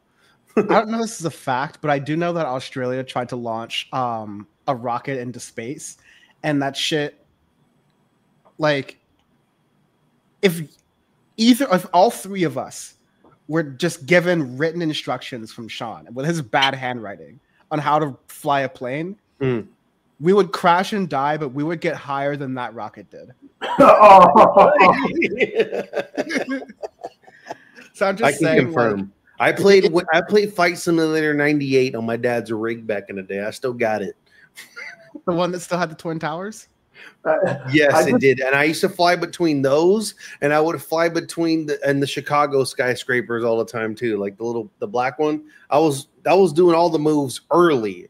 I just remember one time in Russia they like were launching some rocket off the what the hell is this thing? Not the map referral. Off the Black Sea. And that shit just like went up for a little bit and just fell right into the freaking sea. I'm like, I know somebody got killed for that. Yes, dude. They're a local hero now, though. They're still fishing in that thing, but it's just, yeah. Australia is going to be really digging into Asia for technology and computers and stuff like that. But yeah, we were talking about like in Australian schools they're banning phones. Like, does Australia even make phones? It sounds like the jitterbug would be something made in Australia. I think I always thought to myself that's such a great idea because they could just enforce the same things they do when you go to comedy shows for 2 hours. They do the little baggie system where you could put your phone, whatever, you know, like I'm like, they definitely should. I mean, unfortunately, probably you can do that in Australia because in America you can't do it because taking your children to school might die. Like it's that dangerous. Like, unfortunately, bringing your child to school is a dangerous activity as a parent in America. So we can't It's the most have American the liberty thing. of taking phones away because you might lose your child that day. But in Australia, it's probably pretty easy to pull up. It'll be all good. They probably walk home without a phone too. Who knows? Like, well, first of all, in Australia, like there's no service to schools. There's no phone service. The down under hate is great. they just like They don't got have Starlink everything. at least, man. No, Elon Musk thinks the world is flat, so that doesn't reach down there. Yeah, real. No, yeah, I've always found that to be. I think I'm for like having less technology in schools overall. This kind of makes no sense, but I think I'm overall like fine with that. But I always get this backlash of, what if there's a school shooting? I need to know that my kid's all right. I'm like, maybe the guns. They do. I mean, maybe the guns would be the position of like, you know, how you stop the school shooting, or like, you know, metal detectors. We're just gonna TSA your kids now. No. That's fine. I mean, I agree that ultimately the best way to solve that is not taking people's phones away. It's taking the guns away. That would probably be a big help. Let's just, if we took those away, we wouldn't have to worry about all that. So let's just start. Starting with Dan. Yeah, Dan. Maybe there's a South Park episode that would make the guns go away. No. Did you guys watch the South Park episode? I don't have any. Oh wait, I guess I do have the ability to watch it. It's on Paramount now. I don't. I'm gonna watch it on YouTube TV. I'm not getting a streaming service for Paramount. Yeah, after I finish Big Brother, I'm gonna cancel them. I gotta finish Big Brother first, though. I'm not gonna get all the streaming services because A, I don't watch TV that much, and B, if I get all the streaming services, I might as well have cable, and I have cable. So and I don't also huge news. I'll break some. Did you guys see also the Disney Hulu thing? Hulu's gonna be gone next year. No more Hulu. So it's all just Disney. It's all going to be Disney plus everything. Hulu's bye. So the Kardashian show is going to be on Disney. No, on Disney plus, which only gets us that much closer to Disney bets. With Disney bets, that much closer. Great callback. That's where you end it right there. Yeah. I know that was the show. That was a really good one, but this wouldn't be PowerPoint if I didn't ruin it. Now. Why is it's kind of interesting because how come? Because Disney owns ESPN, which is another callback that we did. It's weird that Disney would bring on the Kardashians in the same week they're getting rid of Shannon Sharp. It looks like there's some corporate synergy that could be happening between the two, everyone involved. They should. It's just too late. No. Yeah, to bounce off that, also I did watch the TikTok of Lil Yachty making fun of Shannon Sharp, but Shannon Sharp not really understand. That's one of the best videos ever. Dude, I'm so proud of. It's such a great video. I'm so everyone doubted Lil Yachty. Have you seen it? Have you seen the video? Bam's on mute, by the way. I know he hasn't seen it. He hasn't seen it. Lil Yachty making fun of Shannon Sharp. Yeah. No, yeah. Shannon Sharp is basically Lil Yachty is basically giving Shannon Sharp the Cat Williams treatment. Bro, you are not listening to me. We are not doing a podcast right now. This is an intervention. You are walking into some very dangerous stuff, and Shannon's just like, he said something he was like, man, it's old people need to be with older people. And it's kind of weird when he's like, it's bugging when old people get with somebody that's more sloppy or etc. He was making that expanding on a point like that, basically saying you're too old to be getting with these young girls, and then us young guys think that's weird when we see that. And he's he took it as in yeah, you gotta only get with young women and women in shape. So he was yeah, I know what you mean. And then Yachty was what? And then it's a really funny video. It's 30 seconds. It's so good. It was kind of trying to explain Marx's labor theory of value to Stephen A. Smith. Jesus Christ. That's not torture. I don't know what is. I deserve. I know my rights. Cut the stream, Dan. We are close to Charles Barkley and Kim Kardashian doing joint content together because that's all Disney too. Oh yeah. Basketball's on Disney now. You're right. Disney. The NBA? Yes. ESPN signed the NBA Tonight guys or the TNT guys. But it's still is it going to be streaming on Disney Plus? No, it's going to be ESPN Plus. Oh, sorry, another one. ESPN's getting a streaming service. Wait, so ESPN Plus is going to have the NBA this year? Yeah, and NBA Tonight. They paid for the show. Oh, okay. I might watch a little NBA this year then, maybe. And it's on NBC back also too, right? NBC got it too. Round Ball Rock. Okay, I might watch. Peacock can. NBC cameras go hard. They're probably gonna be real crispy. If I can just watch on my laptop, then I'm down to watch a little basketball, maybe. Dan, since there's 1 minute left, I have a question for you. As someone who's a video nerd as well and enjoys good quality, is there a better sports quality TV camera than what NBC Studios has? There's nothing crisper in the game. Their cameras, I don't know what they put in them, but it's steroids. They're the crispiest cameras. You've seen the Premier League game. You're like We only have Manchester 30 United. seconds. We only have 30 seconds to answer this question, so I'm gonna answer in the worst way possible. It's all on the lenses. They got some Because good it lenses doesn't- over there. They got some good It lenses. doesn't matter. They're broadcasting in 720p anyways. No, they're clean. They're crispy 4K. I got this shit 4K on this big old TV right there. Look how big that is. 4K right there. On your TV. If you're watching it on a laptop stream, maybe you're getting it in 4K, but sometimes it's like downsample. If you're watching it on TV, I think ABC may do 1080i, but Yeah. most networks are still in 720p. Oh yeah. Like Blu-ray type Yeah. shit. Yeah. Yeah. All right, midnight. That's it. Let's go. Hey, good show. Sorry, y'all, I didn't have this space stuff set up properly to be able to go stream to there. But I could literally feel the sigh of relief on the stream from both of you that I'm ending the show right now. Yeah, I want to play Valorant.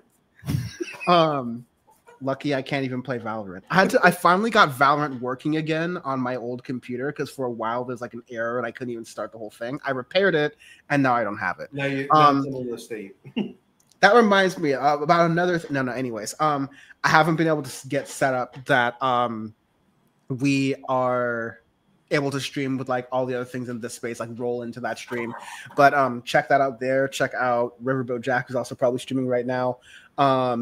I will be back next week with a better setup. I was looking at some designs as I was. Anyways, power's always done you. Hope you enjoyed the show. We will see you next time. Cheers.